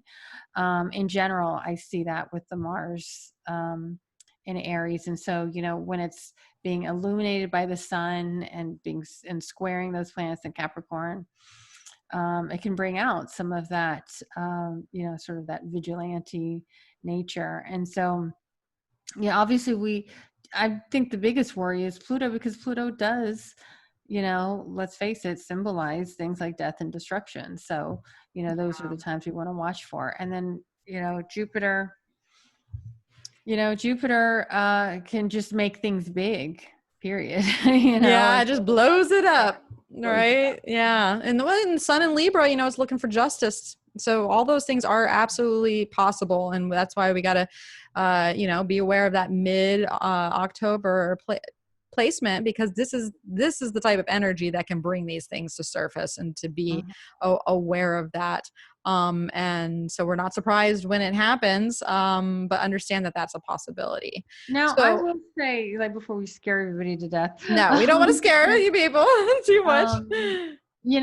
There's still, like, remember when we did, oh no, I don't think you were part of it. I asked you to be, but you couldn't. But like the first summit I did in the spring, which was, the all women summit, the Astrology of Awakening. And it was amazing. It was so like freaking awesome.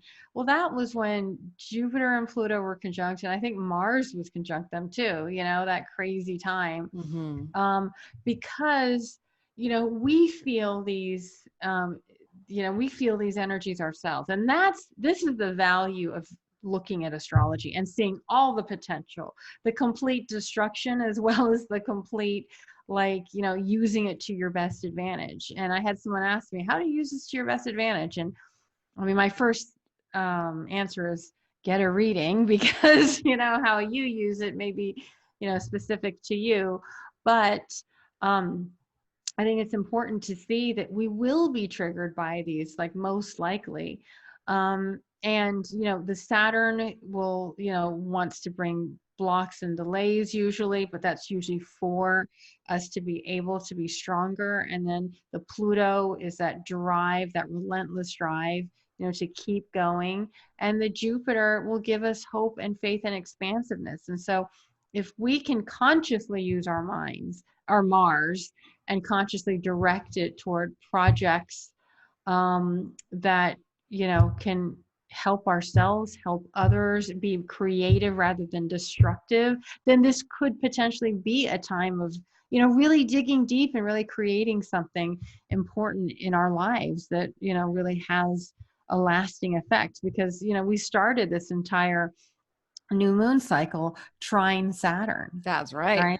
And so this is a potential that we could be building something, this entire lunation cycle, that could ultimately have a really lasting effect. And sometimes it does mean you have to go in and do some remodeling, some, digging out of the basement, the cellar. But it could potentially be a very empowering time. It's just, the only thing is when we look at these, vigilantes or whatever in the collective, and to them empowering may be, getting guns and showing how manly they are. But to those of us who are, don't want to add to the destruction in the world, what can we do? What's our big dream that we can move forward on and no longer feel stuck by? Yeah. Amen to that. Amen to that. Absolutely. And that's, once again, I feel like we're back to the paradox of Libra season, where it's like these crazy things could absolutely happen and probably will, but we also have these very powerful cardinal building structures that can happen too once we get past some old stuff and get serious about things and really start to put the energies behind this and do a lot of behind the scenes work, which I think is happening with Mars retrograde. So we're building, but we might be doing it from the safety of our own homes and the planning that's behind it, and putting those first pieces in, into play. And so I'm glad you brought that up, because we do not want to scare people. We want to make them aware of certain things that can be happening, but with all the Pluto happening, there's empowerment here too. So this brings us to the last topic we're going to talk about with Libra season, and that is the new moon at 23 degrees and 53 minutes of Libra, which we already mentioned on Spica, which is going to happen October 16th, which is a Friday. But here's the thing.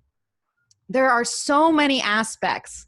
So we're going to crunch this all into a big picture new moon here.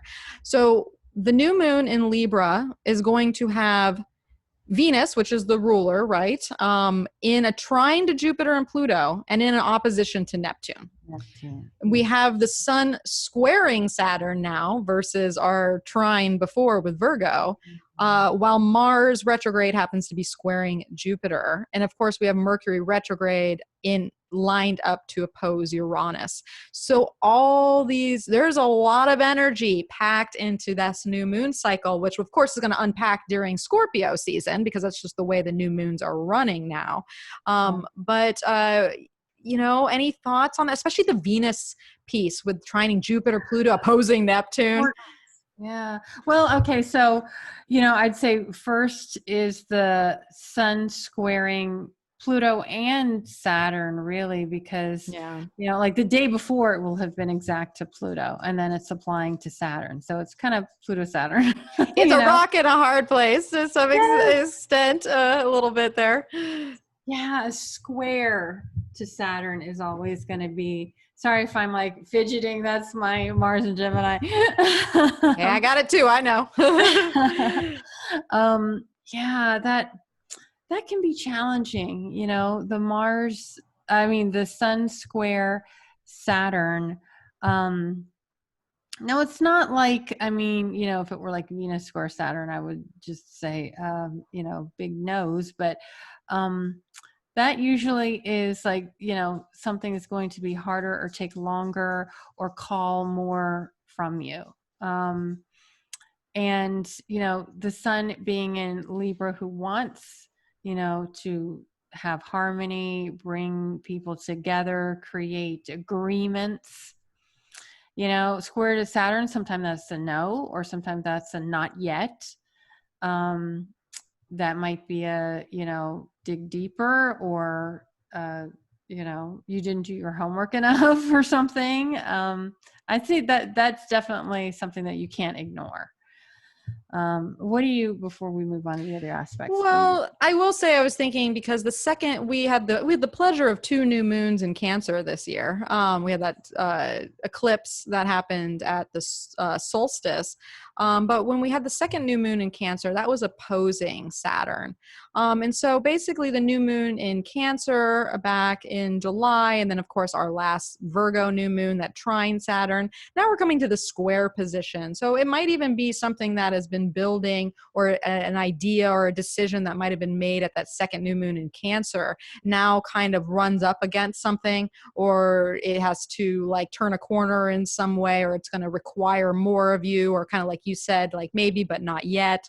I think that is going to be in play as far as timelines concerned of what we might be working with. But I really, and it's such a fascinating position to have Venus trining all the Capricorn stuff too, because she's dictating this new moon to many, but she's dictating it from a fall position. So she doesn't have the best of strength. And that does mean that, things might depress into a situation or go in a way that we might not have anticipated, or know that, we got to get through more trying times first. But it's all in the name of growth with that trine to Jupiter. It's all in the name of changing and getting something that's more authentic and purified with the trine to Pluto. And then it asks us to let go with that opposition to Neptune, and maybe something that was an illusion at first, or where we have to be more caring and compassionate in our relationships or our connections, and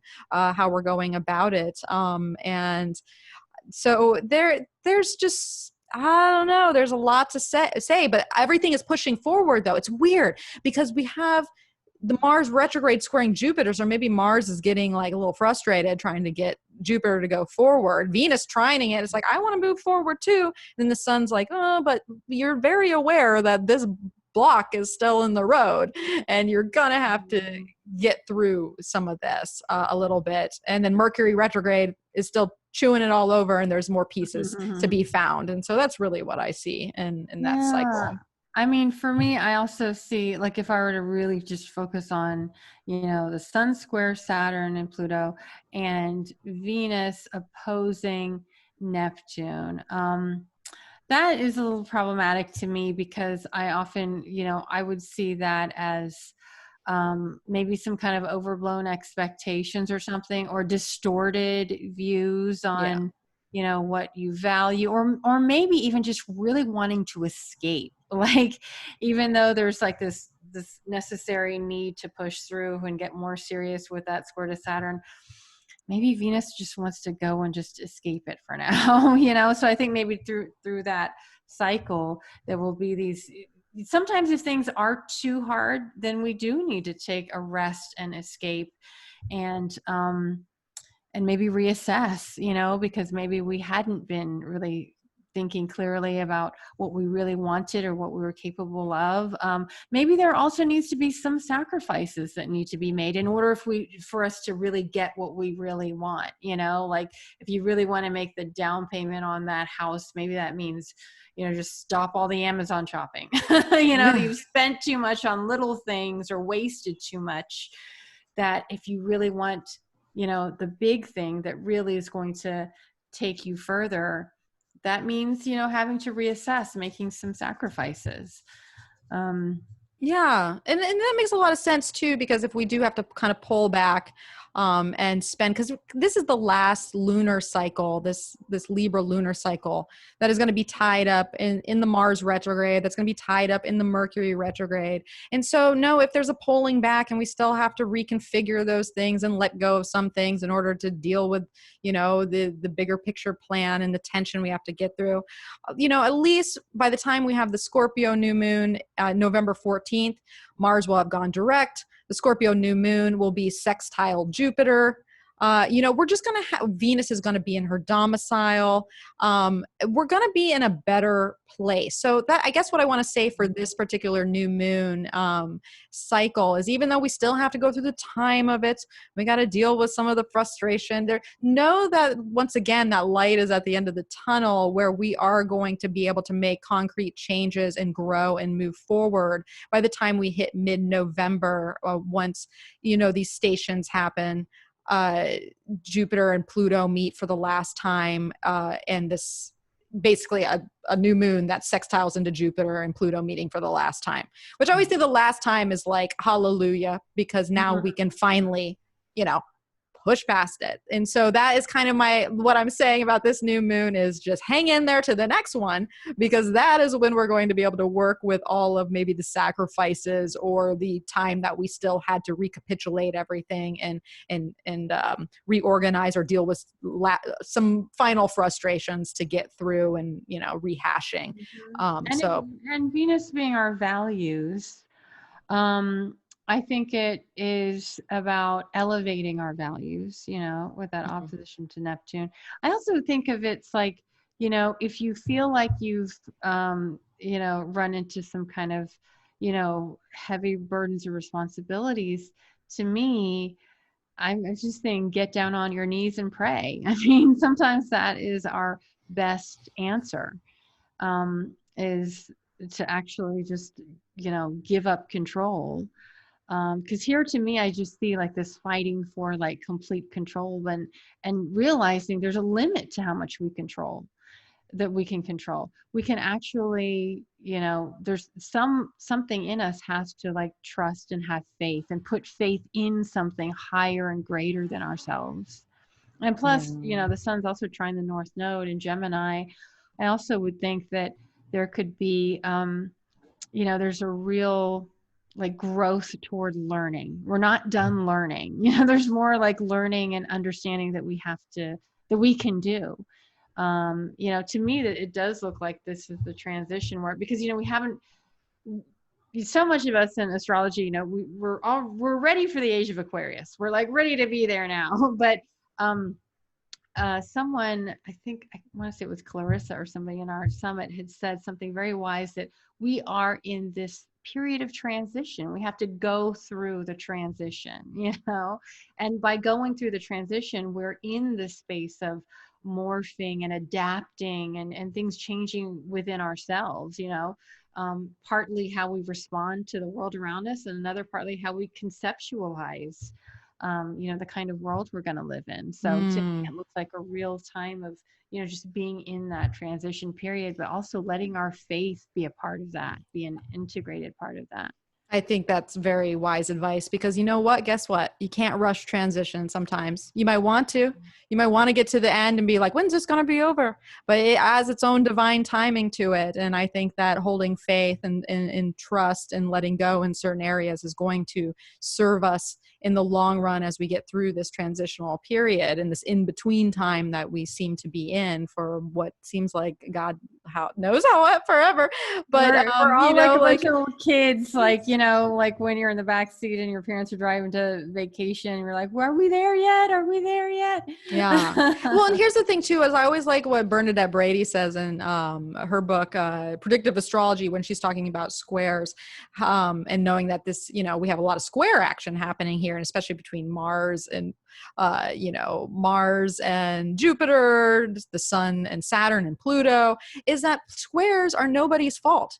Let's not place blame here. Let's not, it just is what it is. And sometimes tension is just, you can't point a finger at tension. It just happens to be at cross purposes in order to get through, the fork in the road. And we have to have acceptance within that. And that might be part of that Venus-Neptune opposition too, is as we go through the Venus trine to Jupiter and Pluto and these growth spurts that asks us to, grow in many ways, we're going to have to accept some certain things. We're going to have to let go and maybe sacrifice certain things in the meantime, just to turn the corner so that we could get to what we actually are trying to build or manifest or change in our lives once that divine timing comes in. And that, I think, would be more apropos with a sextile to Saturn than maybe the square to Saturn right now. So, yeah.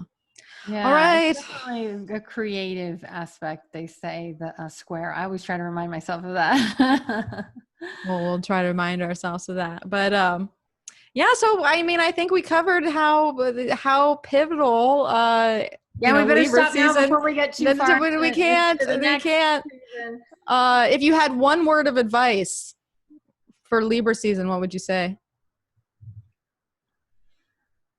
Well, ultimately Libra wants harmony, right? And so to harmonize with your environment and with the world, that takes some, whether that's pivoting, whether that's, taking a step back, whether that means like speeding up a little bit because that's what's necessary. I think that this is a time to harmonize with the energies and with our environment, because ultimately it's ruled by Venus. Follow the path of Venus. Venus wants to bring people together, to attract. And we actually have a power of attraction during Libra season. I'm not necessarily talking about law of attraction, but in some ways, yes, the energy we put out can either be repellent or it can be attractive. And even though there's so much happening in the skies, where the sun is, that shows us our focus. And so I would definitely be considering that we can harmonize, and we don't have to do it alone. I would also just consider, don't consider that you have to do everything alone. This is our opportunity to partner and to harmonize with others. Sorry, that was more than one word. No, it's good. I think it summed it up rather nicely with Libra. What about you? I'd love to hear your mini advice. My mini advice champions Christina's mini advice, but then adds to it, cultivate peace of mind for you, because that can be everything sometimes. And especially with these retrogrades and the fact that Mercury is stationing and maybe like an intense place in opposition to Uranus, is that we have the choice to have peace of mind. Anything that's going through your mind is, we would like to think that we don't have control over it, but we do.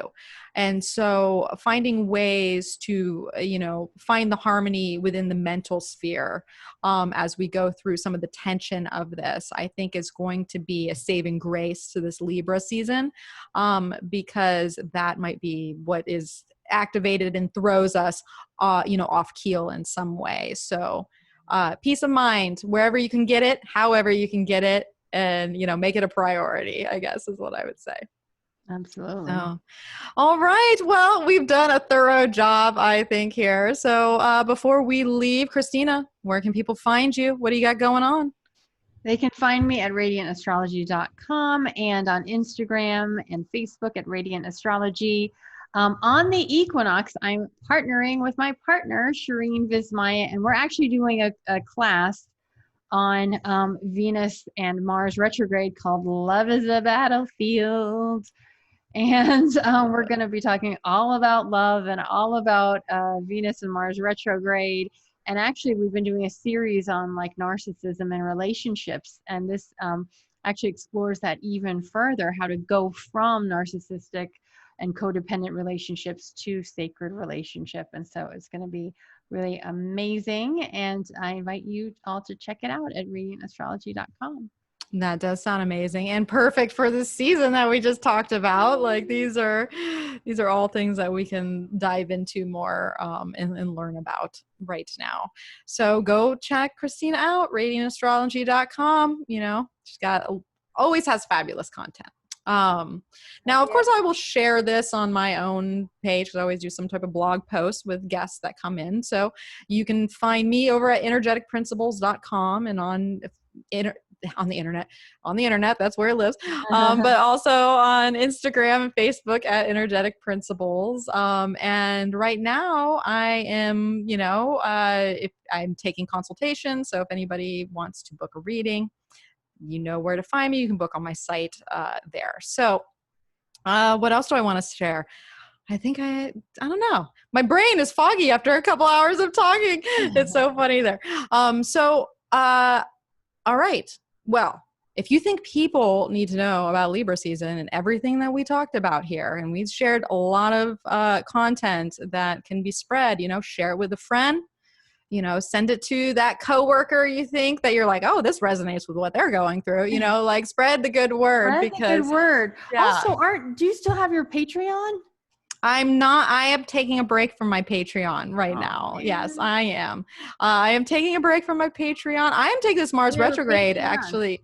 Oh, that's right. A lot of astrologers are like taking like the Mars retrograde off. I wish I could. Well, let's just say I've still been busy, but I am taking it off from the Patreon right now, and formulating my next plan. Because remember, we're talking about behind the scenes, and I am working behind the scenes for what's next there. So, thank you. Actually, you just reminded me. I am going to be doing, and it's going to be a free webinar with San Diego Astrological Society, which I am the president of. We are doing an election panel on October 9th, which is going to be the day that Mars retrograde squares Pluto. On the last quarter moon. So, we picked the prime date. Armageddon Day. Yeah. So you can go to SanDiegoAstrology.com to register for that. It is a free event. And so it's going to be myself, Jim Henham, Simone Butler, and Dave Dean. We're going to be unpacking the charts of the presidential candidates. We're going to be looking at the Sibley chart. We're going to be looking at the chart of the Republican Party and the DNC. And then, of course, I'm going to be tackling the election day chart and the inauguration chart. So we're going to have a discussion of all things. We're going to get into that, see what we see. Free? It's free. Charging for that. Well, we do take donations, so hopefully people, because this is hard work. This is hard work. It's hard work. Yeah, so we just kind of wanted to get it out there and invite people to come. So once again, that's SanDiegoAstrology.com, and I will be talking about it more on my feeds when it gets closer. Oh, and the last thing I want to say, because I don't know if I'll have a podcast before then, but maybe I will, is I'm actually going to be on Stormy Grace's show, which Christina introduced me to Stormy. I'm going to do a live YouTube with her on October 21st, which is going to be at 1 p.m. Pacific time, and I'm going to be tackling the Jupiter-Saturn conjunction. So we're going to do her eat and greet. So October 21st, mark the day. That's when Venus trines Pluto, I believe. So yeah, those are the two things I have going on, which I totally forgot about until Christina kind of looked at me like, don't you have other things? So, all right. Well, this brings us to our end. Christina, so fabulous to talk to you always. Thank you for joining me. Thank you so much for having me. I look forward to the next time, and thank you for helping me illuminate Libra season. I'm looking forward to it. Yeah. All right. Well, and thank you so much for tuning in and listening to us talk about Libra season. We really do appreciate it. Well, we wish you the best out there during these fun and interesting times. And as always, may the stars be with you.